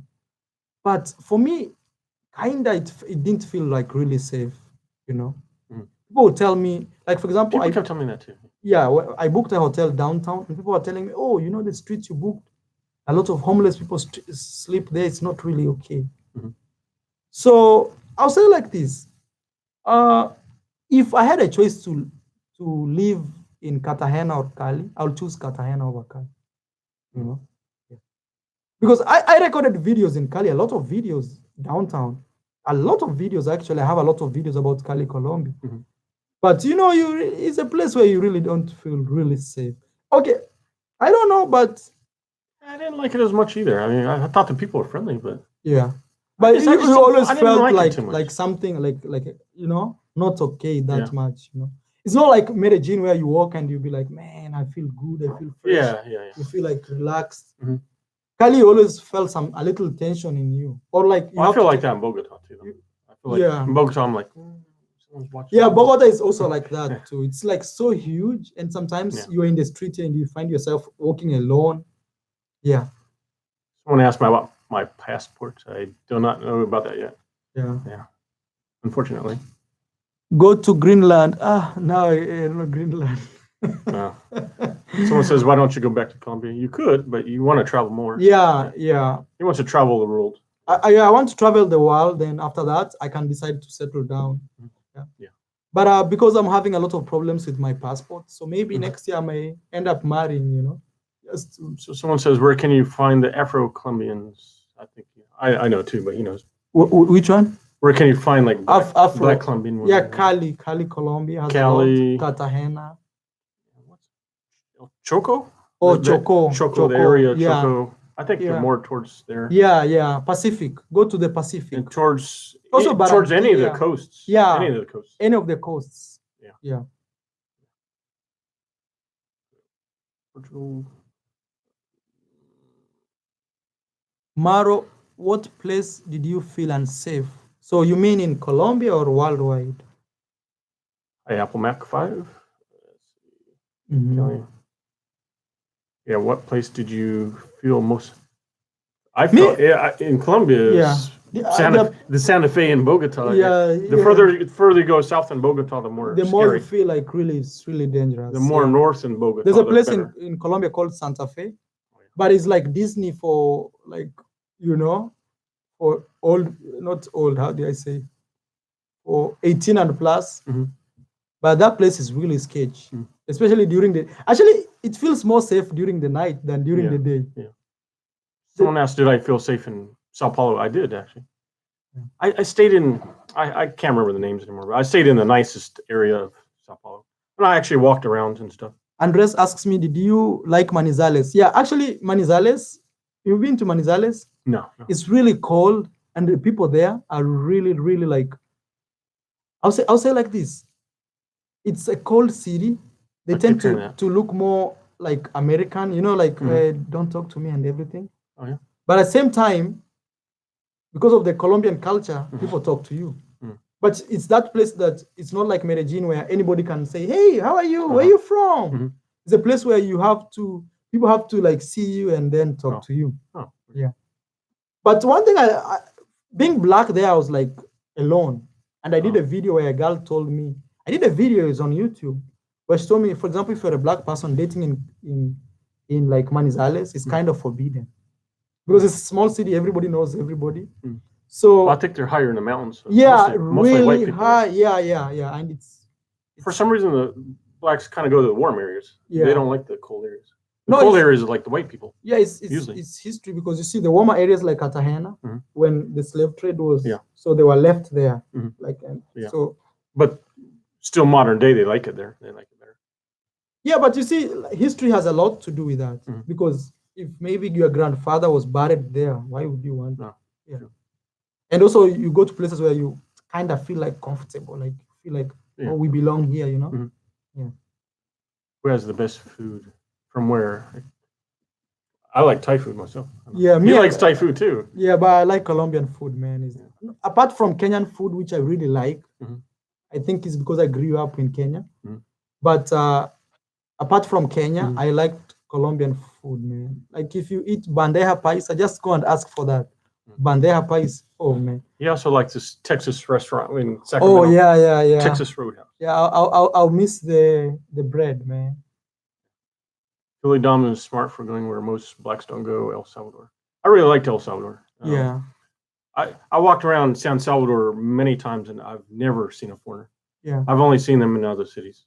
And you guys should understand this. Yeah. If you really want to like date and find maybe a good husband or wife, depending who is watching the video, it's always good. My advice is always good to go to places where you stand out.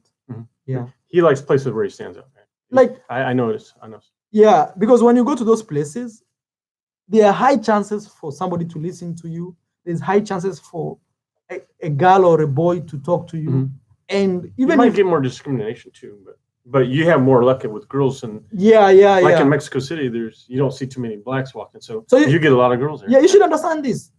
If you go to places where you stand out as a male, the boys in those areas will not like you because you are like a threat to them. For example, if I take you to Africa, many boys will be like, that guy gonna get that girl, man, I'm missing, Not just because like you have a lot of money, just because you are standing out, and that's a huge advantage. But for the girls, they will be coming on you like boom, boom, boom, boom, boom, That's the same thing happens to me when I'm in Mexico. For example, when I'm in Playa del Carmel, I'm like, or even Mexico City, I do like these matches. I'm matching with many girls. Even if I open my Facebook dating, lots of girls, man. Not like they have like Django fever and everything. It's just because you stand out. Yeah. It's the money, guys. Someone asked, did I have a problem in the DR? No, I don't. I never had a problem. The women kind of liked me there. I think they probably liked you too. No, I had a lot of problems in DR in terms of discrimination. Women keep calling me Chino. Chino. Oh, they thought you were from China. Yeah, I'm half Asian. But yeah. from across the street, people say, "Hey, Chino." I'm like, what? I'm like, what? Yeah. Hey, Chino. Okay. Huge fact. If you want women to go to places where you stand out, yeah, that's true, man. For me, it has really worked out. Anytime I stand out in a crowd, I'm always like getting. Actually, it helps. I get the most beautiful girls, and even me, I go for the most. I don't go for like. I don't settle for less. I go for the real kill. Yeah. Sometimes I'll go somewhere where I could speak some Spanish, but I will purposefully speak English. Oh yeah. I'll say sorry, I don't speak English. Excuse me, I speak good Spanish. So and then they'll be like, "No." So you should understand this. Like you speaking a foreign language is really advantageous, and you speaking that local language of those people is really, really advantageous. But not when you start the conversation for the first time. So let's say you see this beautiful girl, or let's say if you're a girl and you see this handsome boy, because for the girls watching, so you go and be like, "Hey, excuse me." So number one is they will be shy. They'll be like, "Wait, I don't speak that language." You know, it's like you talking and a Chinese girl approaches you and say, maybe Natasha, or I don't know, Japanese girl. You'll be like, "Hey, I don't speak that language." But once you tell them, "Hey, I can speak some Spanish, but my Spanish is not fluent," then they feel good and comfortable. So one strategy of meeting a girl is you speaking English in places where English is not spoken. Yeah. Actually, it gets your attention. It gives them attention, but the idea is use that as a starting point, but not as a continuation of your life. Because as a continuation, they feel shy and boom, they will run away. Not really like run away, but sometimes I try to get a girl. I'd say, "Excuse me, you speak English?" And they might say yes or no. And that lets them know that, hey, there's a American here. Sometimes it works, sometimes. Yeah. Someone said, "Where do you feel the most racism towards you?" Me, okay, I'll say like this. So there's different types of racism, you know. There's like direct racism, there is like kind of racism, and there is like discrimination, you know. So you know there's discrimination which is not about color or anything. People discriminate you, maybe they just don't like you, or you're coming from a certain country, you know, due to stereotypes. Yeah. You know. But racism is where you see like, hey, these people really acted. Racism for me, like 100% was in Dominican Republic. And I'm not like trying to say just like to confirm or anything. Man, I'm speaking from my heart. You know. So I think at first they think you're from Haiti. That's what and imagine a place where you would ask somebody even like, which bus can I take to go to this place? And they look at you like this and don't speak to you. Not once, many times. Even you are in there's a point I was in a bus, even the guy who is collecting money was looking at me like really bad because I had a big bag with me. So for me, Dominican Republic, and I'm not saying like it's like that, but I feel if you're not going to touristic places, you'll be discriminated. You know, like me, I travel to all parts of Dominican Republic, but you know, a lot of people go to Sosua where people are used to seeing maybe like a lot of Black Americans there. Black Americans there, so it's very normal there, you know. But if you go to cities where they don't see even policemen, man, I used to ask for police like directions, and they would take a minute to answer me, man. They'll say, "Hey, wait. And you're like, man, you know, I need help." So that's the craziest part about Dominican. Even if you go to clubs, even the guys don't want to talk to you. They're like, they want to talk maybe to the white guys and something like that. So if you're Black, I'm not saying it's 100% discriminatory, but it's a place where it's like being Black, they like Haiti, Haitian, you know. Yes, Evan says he's Haitian, right? Oh, did he delete it? He just deleted it. Oh. He had a comment about he was Asian and okay. Yeah, don't delete the messages. Some messages got deleted. A lot of deleted messages. Let's see them. Let's see them. Don't delete. Let's see them. We see what they're saying. Yeah. So you see, like Africa, we have a problem. Even you being African, still people can discriminate you, you know, because you're just like a local. Yeah, or maybe do you feel like you have to dress up better? Yeah, I think even the African Americans might, if you go to some other country, you might wear nicer clothes. Yeah, make sure you're nice looking and look rich or something. Yeah, something then like you get that. better. Yeah. For example, with my hair, I think a lot of people really judge me quickly. And the way I don't really dress like nice, so people always like see me as the bad person. For me, that really helps me because nobody tries to steal from me, like physically. That's true. And also, I'm able to go to like really creepy, dangerous streets, and film and do my thing. That's like my mission. But I tend to feel like sometimes people tend to see you like, Yeah. But with girls, I've never had problems because it's about talking. And you should understand this. When you really want to win a girl, it's not even how you... Dressing is good. First impression is good. But the moment she gives you attention and you can speak, for me, that's game over. Yeah.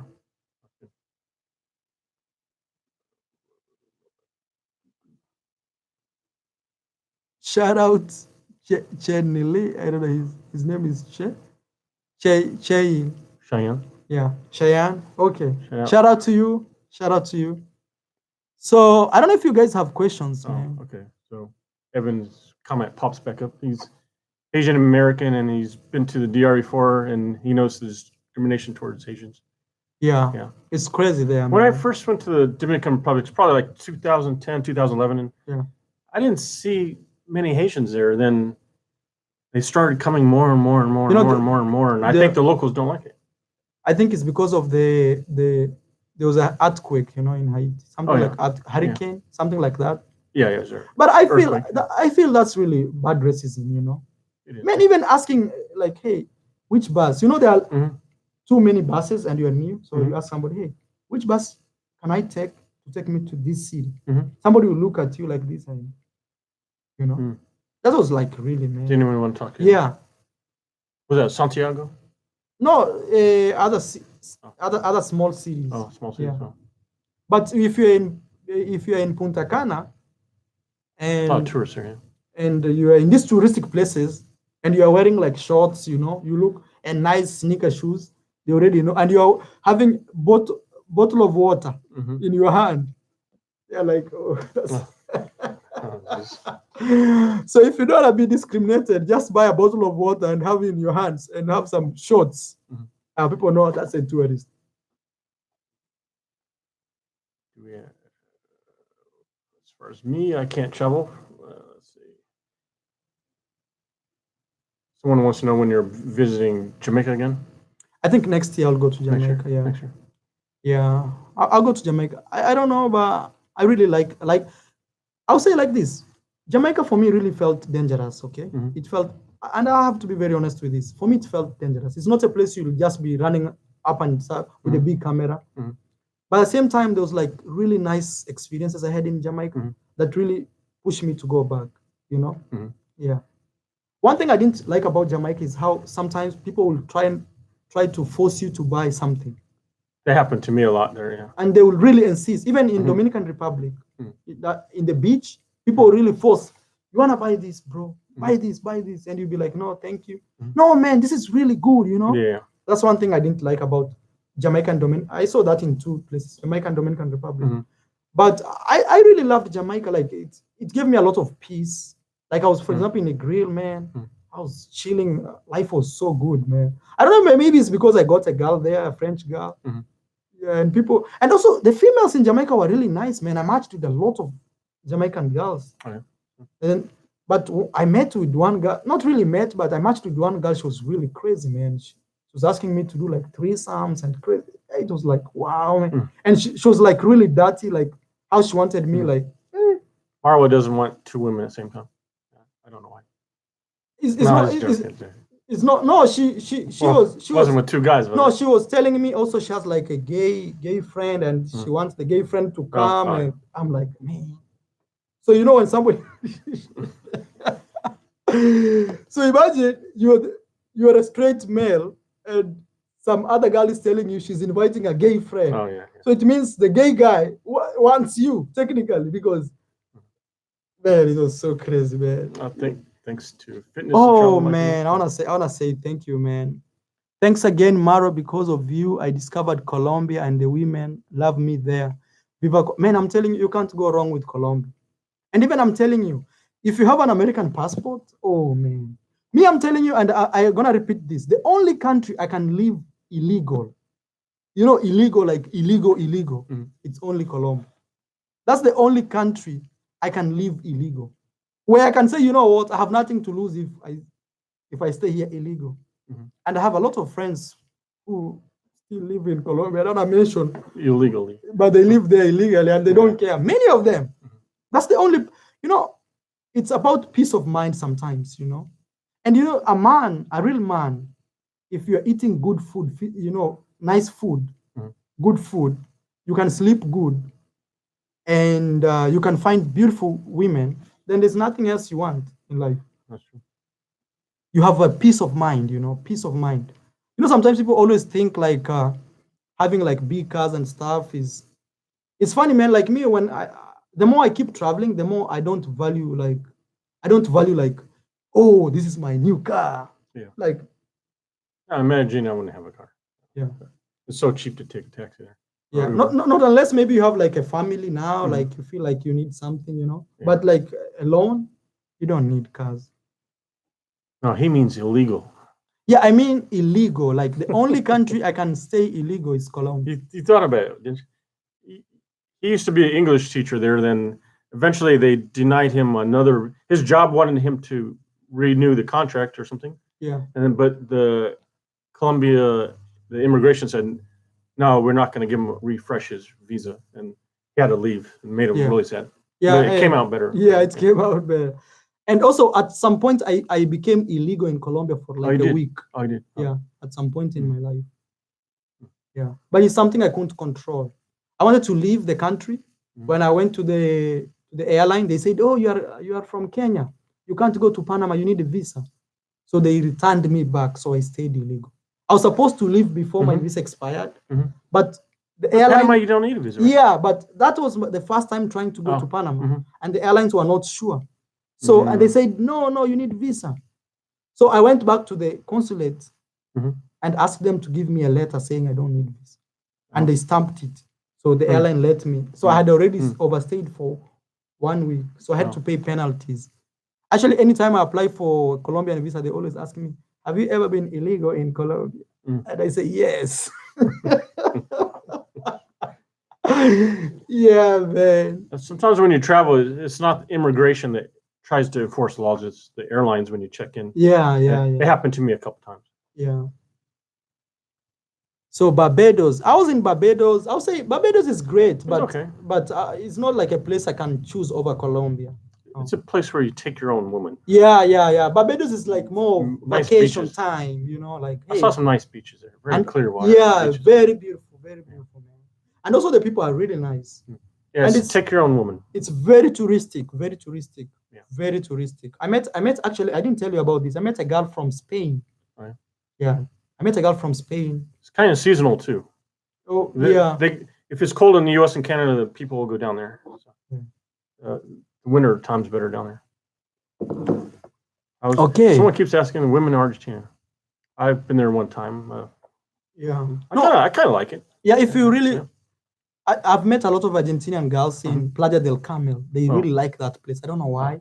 There are too many of them. Go to Mexico, a place called Playa del Carmen or Isla Mujeres. It's like the girls from Israel. Too many. A lot of Israel girls also like to go to Jamaica to train dancing.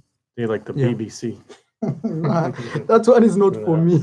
I see a lot of Israelis in Colombia, actually. Colombia? I didn't see a lot. But I heard they usually like the cheap drugs and stuff. That's what I heard. In Playa del Carmen, Mexico, a lot. Actually, a lot. Even the businesses right there, right down there, right now. Most restaurants are Hebrew, like. Oh, yeah. Okay, so how are you, bro? Thank you, man. We're doing good. Oh, it's my friend Somalia. Bas, yeah. Mara, do you feel like Haiti? Do you feel like Haiti in the air? Yeah, that's. Police misunderstood me to be a guy from Haiti, and they beat me up. Even they didn't ask. I already did a video about that. You guys see his video? He got beat up by the police in the Dominican Republic. without even asking me like, hey, what's your name? Do you have even a passport? Who are you? Yeah, I already explained that. I'm pretty sure if it was me walking around where he was, they wouldn't have done nothing. Yeah. Sometimes if I feel like I'm in trouble with the police or something, or I'll pretend like I'm really dumb, like I'm a dumb tourist. Like, yeah. I had no clue. But you remember one time we were flying a drone in Medellin, Colombia, and the police came telling us, yeah, this is government buildings. We only spoke English. Oh, yeah. And they didn't even ask us many questions. They were like, So I did that in Medellin too. Yeah. We were flying a drone in Medellin by the government buildings, and someone said, don't do that or something. The police came to us, two police, and told us to bring it down, and they brought, and we took our time to bring, not like, no, we like slowly. So one thing as a traveler, when you're traveling, if you get yourself into the hands of police, one thing, let them know you are a tourist, like very quick, because once you don't do that, pretend like you're dumb, and pretend like you don't understand anything. You don't know the rules. You don't know the rules. You're like, oh, it's, and you have really to pretend that, because if you don't, other police may take advantage of that and siphon money from you like crazy. Sometimes you'll go to places where, let's say El Salvador, if another El Salvador guy was taking video of everybody, they might look at you like, what are you doing?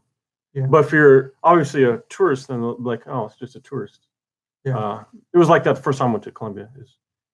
I went to Colombia maybe 2011, 2012, and people really didn't like me taking video there. But I think they got used to it. Yeah, now they're very okay. Yeah. Somebody was asking me how I felt about Haiti. Yeah, I meant, how do you feel about the country of Haiti? Yeah, his name is Evans, something like that. Sorry, his name is I don't know, it just disappeared. But yeah, so for me, I'll say like this. One, I felt like nobody could tell I'm not from Haiti. Until you talk. Yeah, and I didn't talk because they speak French and Creole, and me, I speak English and Spanish. So most of the time I was using sign language, and the people who spoke English were my hosts. I'll say like this: I didn't really like explore Haiti as much as I explored, let's say, Dominican Republic. So that gives me reason to go back to Haiti.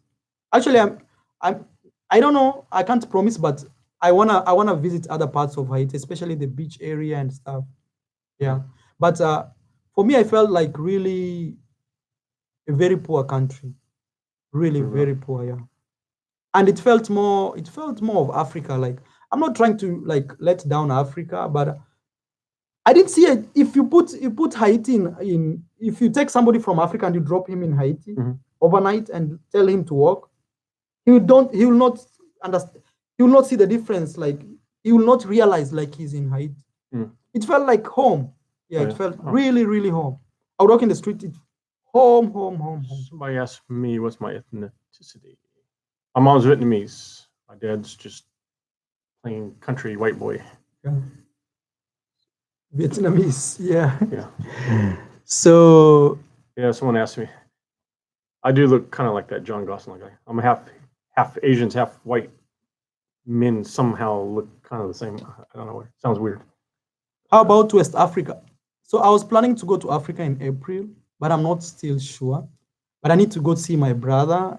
He just finished school. I need to see what he's supposed to do next. From July next year, they will sign an agreement where you can travel to any African country with no passport, not passport, with no visas. So I think I'll start traveling in Africa from July next year. Yeah. But if things change, it will be April. April, yeah. Okay. I want to see my brother at the same time. I want to go to Africa when I'm ready, Yeah. Because I'm going to Asia. If I spend every 1 month in every country, I want to spend 1.5 months in Philippines. No, in Thailand, then spend 1 month in Philippines, 1 month in Indonesia. You see already that's April. Yeah. So I'm like, and I've not gone to Singapore or any other. So, okay, so India, yeah, that my plan. My plan was I go to India, then from India fly to Africa. It'd be a good place for YouTube videos. Yeah, and I would love to stay in India like for even a month. Yeah. You guys forgot about the subject. We start talking about that for like 15, 20 minutes. The first 20 minutes, we are purely talking about the subject. Now we're almost at 2 hours. Yeah. The first 2 hours of this video, not the first 2 hours, the first 20 minutes of this video, it's purely the subject of the title of the video. We're talking about dating. So this video is like wrong route, wrong route, wrong route. Yeah, you guys wrong route dating USA. Yeah. But I'll say, so in conclusion, man, maybe we can do it the next 5 minutes. Yeah, then we'll quit it 2 hours even. Yeah, we're already 2 hours. It's already 11:36. Thank you. He's got to wake up. Yeah. Oh, Pakistan, man. Yeah. It'd be interesting to make videos there. There's one girl who saw me kiss another girl in a video, and she wrote me from Pakistan. Yeah. Yeah, Evan, I did make a video in Guyana. For a while, it was the #1 video of Guyana for like a long time. Maybe it's like top 2 or 3 now, maybe 3 or 4. Just search Guyana, and I'll probably within the top 10 still. Maybe, I'm not sure. Yeah. Someone said, "Am I black?" I don't look black. Like, are you black? Yeah, it's crazy. I guess you could be black but not look black. That's true. You'd be like Beyonce or something. Do you date anyone Marwa in US? Lol. Yes, I'm the guy that made videos in Suriname and Guyana. That's me. Oh. I'm Richard's World Traveler. Yeah, he's Richard. I used to be just Richard's World. Yeah. I might go back to Richard's World. No. I think some Richard's World Traveler is okay. It's really a good thing. And also that name will pull more good energy for you. You know, even me, when I started making videos on YouTube, I have never changed my bio. The first day I wrote it was, if you want to enjoy videos from all over the world, this is the YouTube channel to follow. I wrote that when I didn't know I would be traveling the world. Then now I look at it, it's like super relevant. Right. You know? I want to start making videos not travel related. That's why I think about going to Richard's World. Yeah. That's why. North Korea, I'll try to do. Somebody was asking me if I'm dating in North America. Man, I have prospects, you know, where like you meet a girl and you want to meet her, like she's talking to you. Like now, if I open my phone, I have a message from a girl. She's asking me why I'm not visiting her. So you see, it's more prospects, but nothing. So you see, I just told her, come over. And she told me, why don't you come over? Where's she from? Oregon. Oregon. Yeah, she's from Oregon. It was easier to meet women in Oregon. I don't know why. Yeah. And also another problem is a person like me, most of the time I'm on the run. You know, like I'm not settled. Like I need like to settle down and know, like, you know, especially for the American girls. What's BBC? He keeps saying BBC. What is BBC? Yeah, no, leave that alone. Guyana money is crazy. $1 US is like $200 in Guyana. Yeah, I still got a lot of leftover money from them. Oh, from Guyana? From my traveling, I have leftover bills. It's a stack of like that big. No, me, I gave some away. Me, I always do that. Yeah. Me, what I always do, every country I go, I take their money. Every country I go, I take their money. So I'm right now in my wallet, I have all countries I've been to have their money. Should you learn languages? If you're going to Latin America, especially countries that speak Spanish, I'm trying to an exception of Brazil, because Brazil, they speak Portuguese. If you're going to Latin America, if you don't speak Spanish, you've lost 50% chances of winning, of like dating, I mean. Or even, I mean, winning in all sense, because even taxi drivers will be stealing from you. They'll be telling you 85, and you don't know what 85 is, and boom. Oh yeah, true. Okay, so Mara, you remind me of Diamond Platinum from Tanzania. As a musician, some people really say we look alike. I really like his music, and also... Who's the guy you say you look like? Guy? Mr. Easy. Mr. He says he looks like Mr. Easy. Yeah, he does. I don't know if you guys know Mr. Easy. Yeah, does he sing the Supernova song? Yeah, Supernova. Yeah, Mr. Easy, Supernova. You'll find that video. That's his favorite song. Yeah. Marwa, did you smash Algerian girl you met in Haiti? Oh, actually, I met some Algerian girl, but I didn't smash her. In Haiti, I didn't smash any girl. You know, sometimes you should understand this. I always sometimes don't feel comfortable when I go to every country and I'm smashing girls. I feel bad for myself.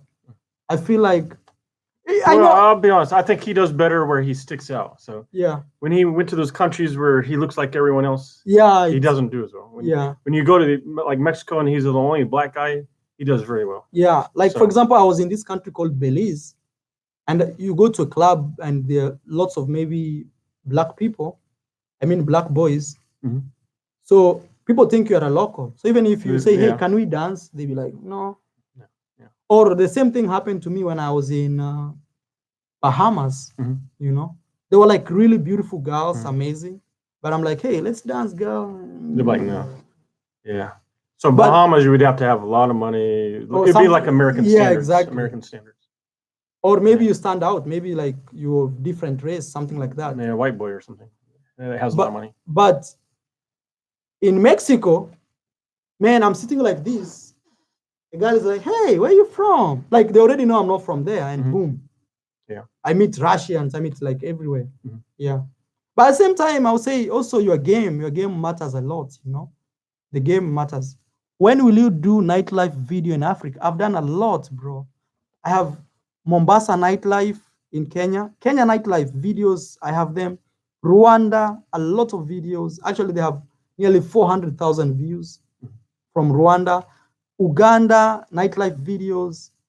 Zanzibar, midnight Zanzibar. I have lots of videos, man. Yeah, Ethiopia. No, I didn't make Ethiopia nightlife video. That's because when I went out, I had some shoes. The shoes you had given me, and they didn't allow me to go in a club with them.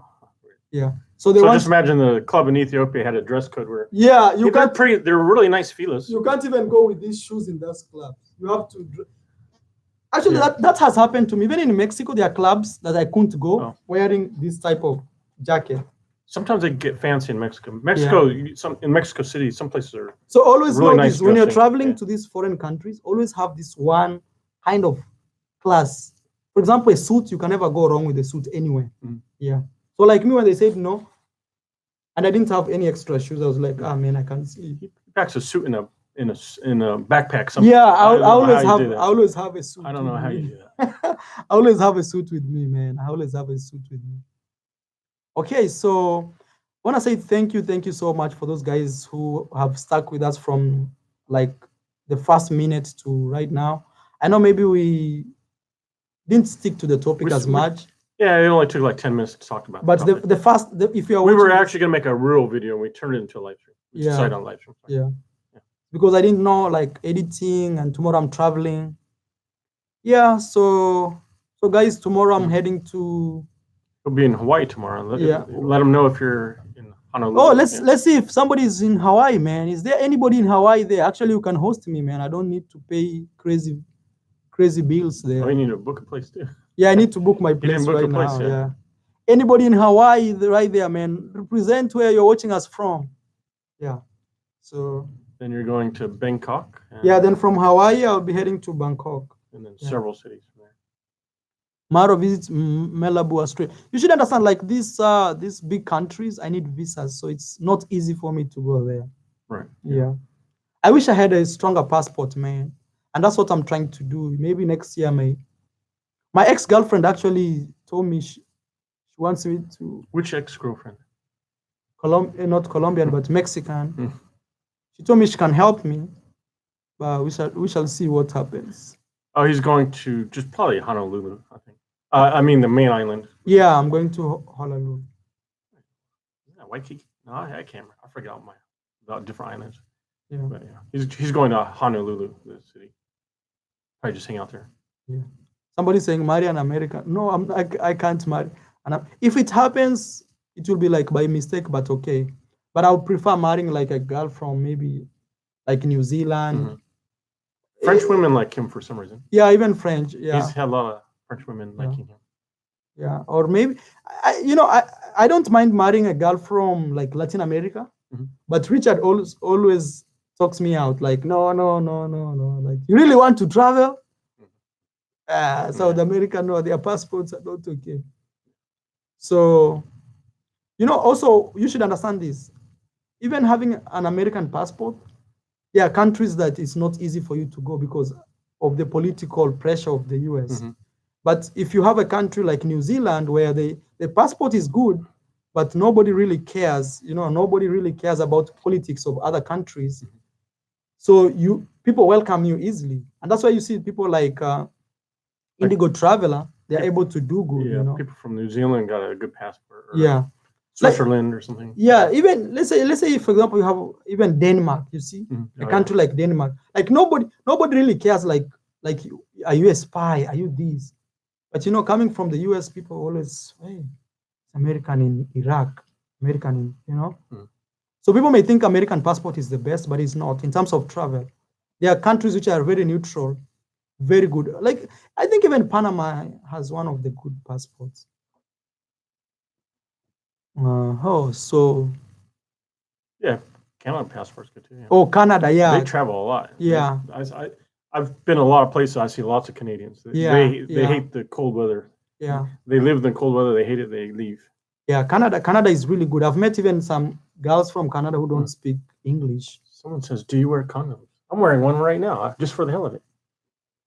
Somebody asks me, "Do I wear condoms?" Always, man. Actually, if you want to die young, don't wear condoms. Me, I always wear condoms. One thing is, if I don't wear condoms, I have two things in my mind. He doesn't always wear condoms. Who? No, you don't always do. Actually, I can count in my entire life. Those days I've never worn condoms. I can remember those girls. Girls, yeah. Girls.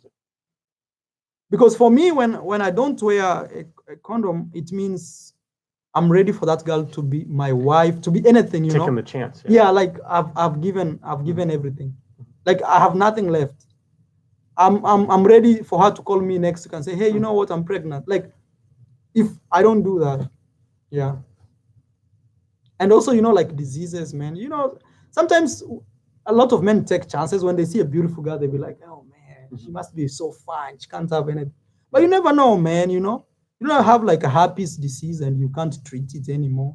And every day you have to be like under crazy, like dosage. I think I got lucky. Yeah. I think one time a Filipino girl in Japan gave me crabs. What's crabs? Like little insects or something, like the little bugs that bite you. Yeah, she gave me that. Yeah. Condoms don't help with that. Oh. Yeah. So crabs, like you have to, like, how do you treat them? They put like a special shampoo that kills them. Wow. Yeah. And it's like something they can't like disappear if you shave or anything? Yeah, if you shave and use the shampoo. I had to use this shampoo. For how long? They're like little bugs. Yeah. Yeah. A couple days they went away. Wow. Yeah, me, sometimes it's good when we date from different, and that's one thing, like, for example, like Thailand may seem like, wow, man, Yeah.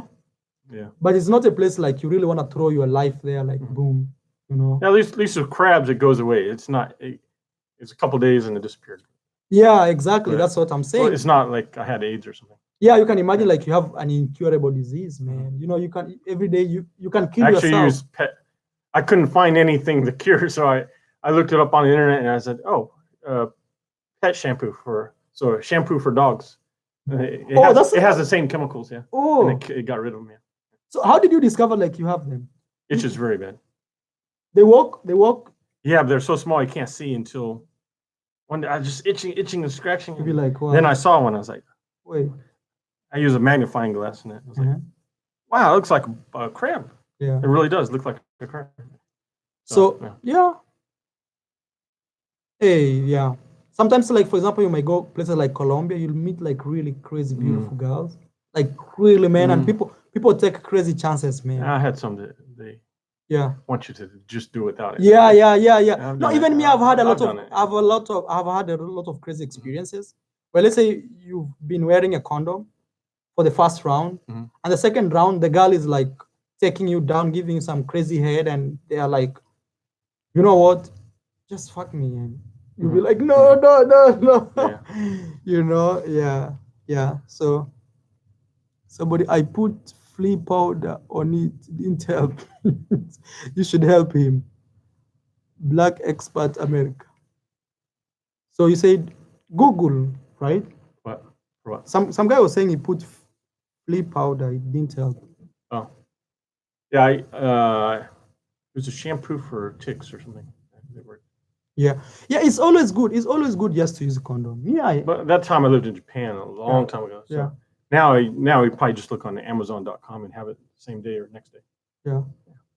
I'll say this as a traveler, it's just very good. It's for me. I feel I should tell you one thing. Like people get really excited around beautiful girls. Oh yeah.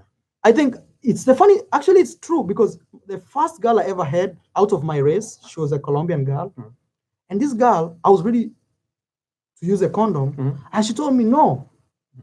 And I was like, "Fuck, man, I don't care." The first time, but with time, as I kept like understanding, like, hey, you should take care of yourself and everything. I took control of every situation, and up to today, I still take control. But I'll say like this: let's say a guy from America who even the neighbors never speak to him. Yeah. Like it's so hard even to find a date here in the US. And you go to Colombia, you find like this crazy, beautiful girl, man. The thighs are shining like crazy. And she's walking up to you and stepping you on your thigh and calling you papi and papi chulo. Oh, man. People go crazy, Yeah. So if you're in those type of, don't get excited. I'm telling you, don't get excited. Don't get excited, man. You're like Adam and she's like that little apple. Yeah. She wants you to eat it. Mara, you need Tinder. Man, I'm the king of Tinder. That guy is saying. Read the long. When I ask how many languages I speak, I know some Spanish, Tagalog, little Thai, and Japanese. Actually, I studied Japanese for a while, but probably totally forgot everything. Yeah. So if you're traveling to these countries, man, at least speak English. This is a girl or a boy. Say, hey, La China doll. I'm not sure if it's a boy or a girl. So it's always just to protect yourself, man. Yeah. Don't get excited.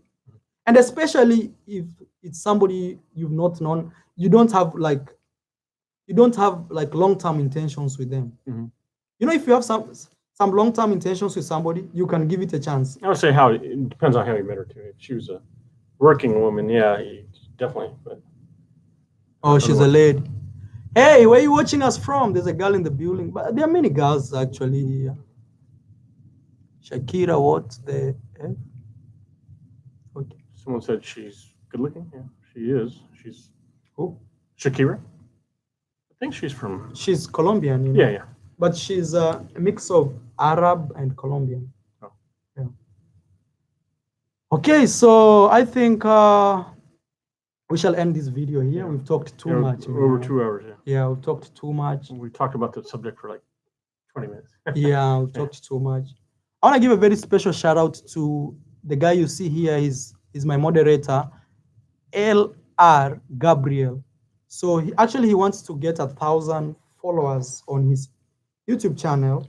So what I'm gonna do is please go follow him. Gabriel, I hope you can. We have more than 100 people watching this.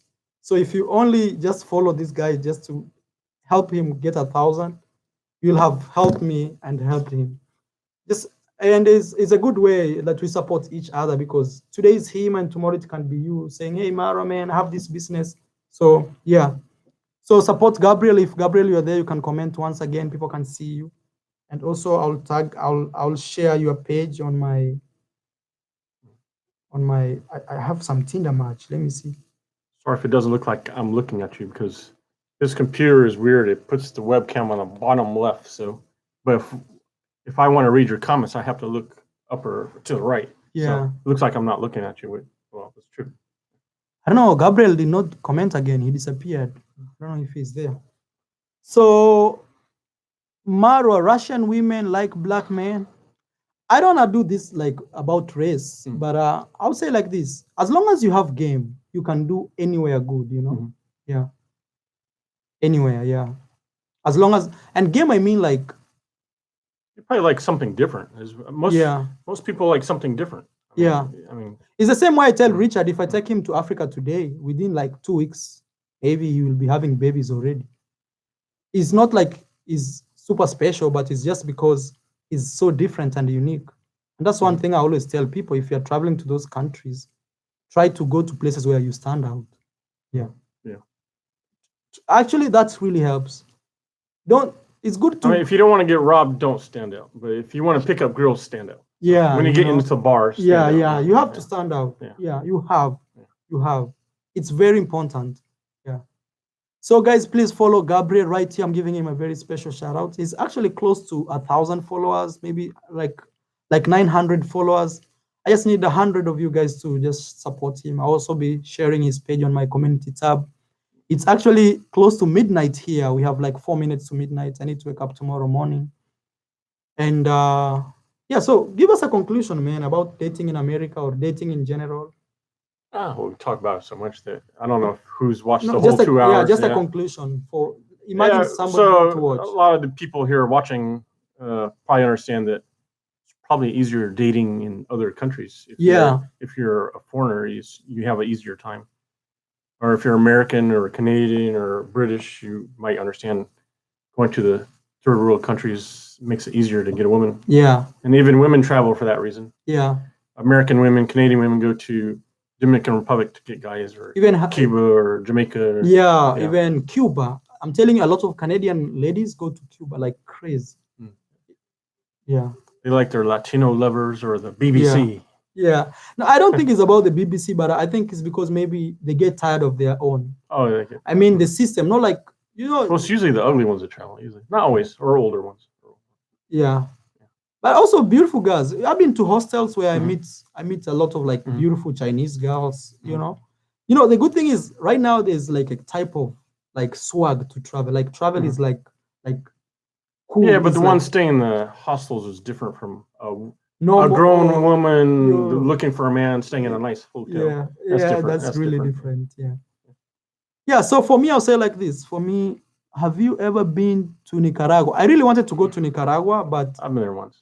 You've been to Nicaragua, right? Did you like it there? When I met women, they're all about my money. I don't know. They're asking you about money? Yeah, a lot. I wanted to go to Nicaragua. I was in Costa Rica, and man, it was just a bus to Nicaragua, but they didn't give me visa on time. I needed a visa. Yeah, I needed a visa. But I promise next year I'll do Panama, Costa Rica, Nicaragua, El Salvador, Honduras, all those up to Guatemala. Yeah. I'll come to the US, apply for the visas, then go travel. That's like, I think. It's really hard for me to travel having an African passport. That's one of the biggest problems. So for me, dating in America, I'll say it's really hard for me. Dating in America, it's really hard. It's no joke here, man. People are so busy. I think at first he didn't understand why Americans travel to Colombia to get women. Yeah, now he understands. I totally understand. And also the women here are like more like, they give you hostile environments. It's not a place you can say, hey, what's up, girl? I really like you. You look really sexy, You can't say like that. She'll be like, oh. Yeah, you get to look like. Yeah, like. You didn't. You crazy. So men, a lot of American men don't want to get turned down or denied or something like that. So, yeah, it's really hard to date here. Yeah, I'm telling you, I've never dated an American girl. Like, when I mean like that, I've never had a girl like an American with me. It's crazy. But actually, when I meet them outside, they are more friendly, very sweet, very nice. Outside America. Yeah. So, yeah. The best thing is try to travel to places you stand out if you want to date. And also, it's good to try to be a little different, Yeah. When you go to those places, don't also be that guy who is, it's a way you make yourself stand out. Not really like flashy, but a little stand out. Yeah. Yeah. It helps. Okay, guys, I think I'll have to let you go. I want to give another special shout out again to Gabriel. Please go check his channel. It's right there. LR Gabriel. Go check him. And I think you guys learned something from this conversation. And thank you guys for sticking around. And tomorrow I'm heading to Honolulu. Hawaii. Yeah, Honolulu. Yeah. Hawaii. Man, if you're in Hawaii, hit me up, man. Hit me up on my Instagram at iamaro, the same as this YouTube channel, man. And from Hawaii, I'm going to Thailand. And I have to tell you, I'm trying to create different type. It will be fun. me interviewing, let's say, a girl than me filming girls in the streets of Thailand.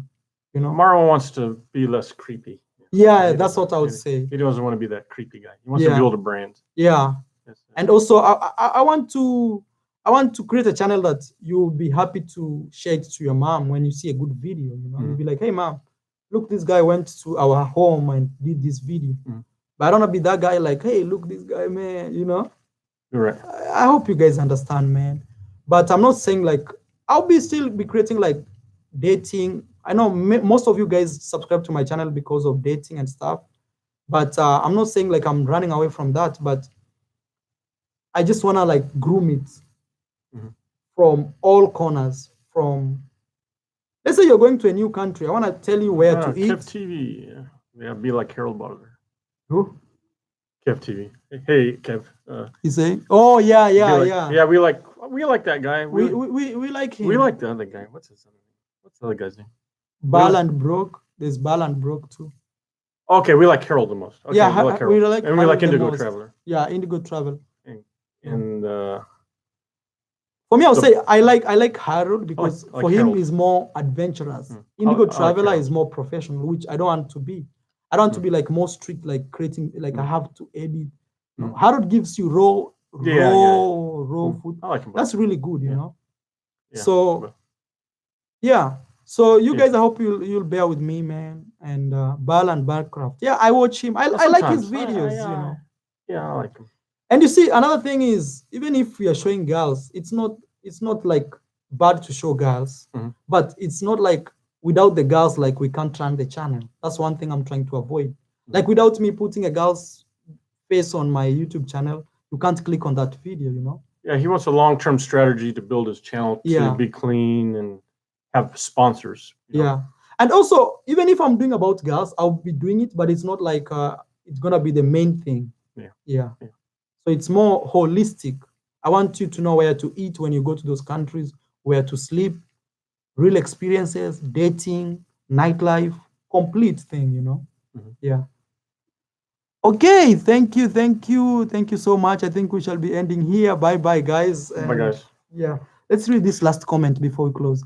I think that's a good idea because I like your videos because I like to watch the places you go to, but then I don't like to see girls' asses. And that's obviously a woman commenting. Yeah, that's a lady commenting. Yeah. So you can see from her perspective.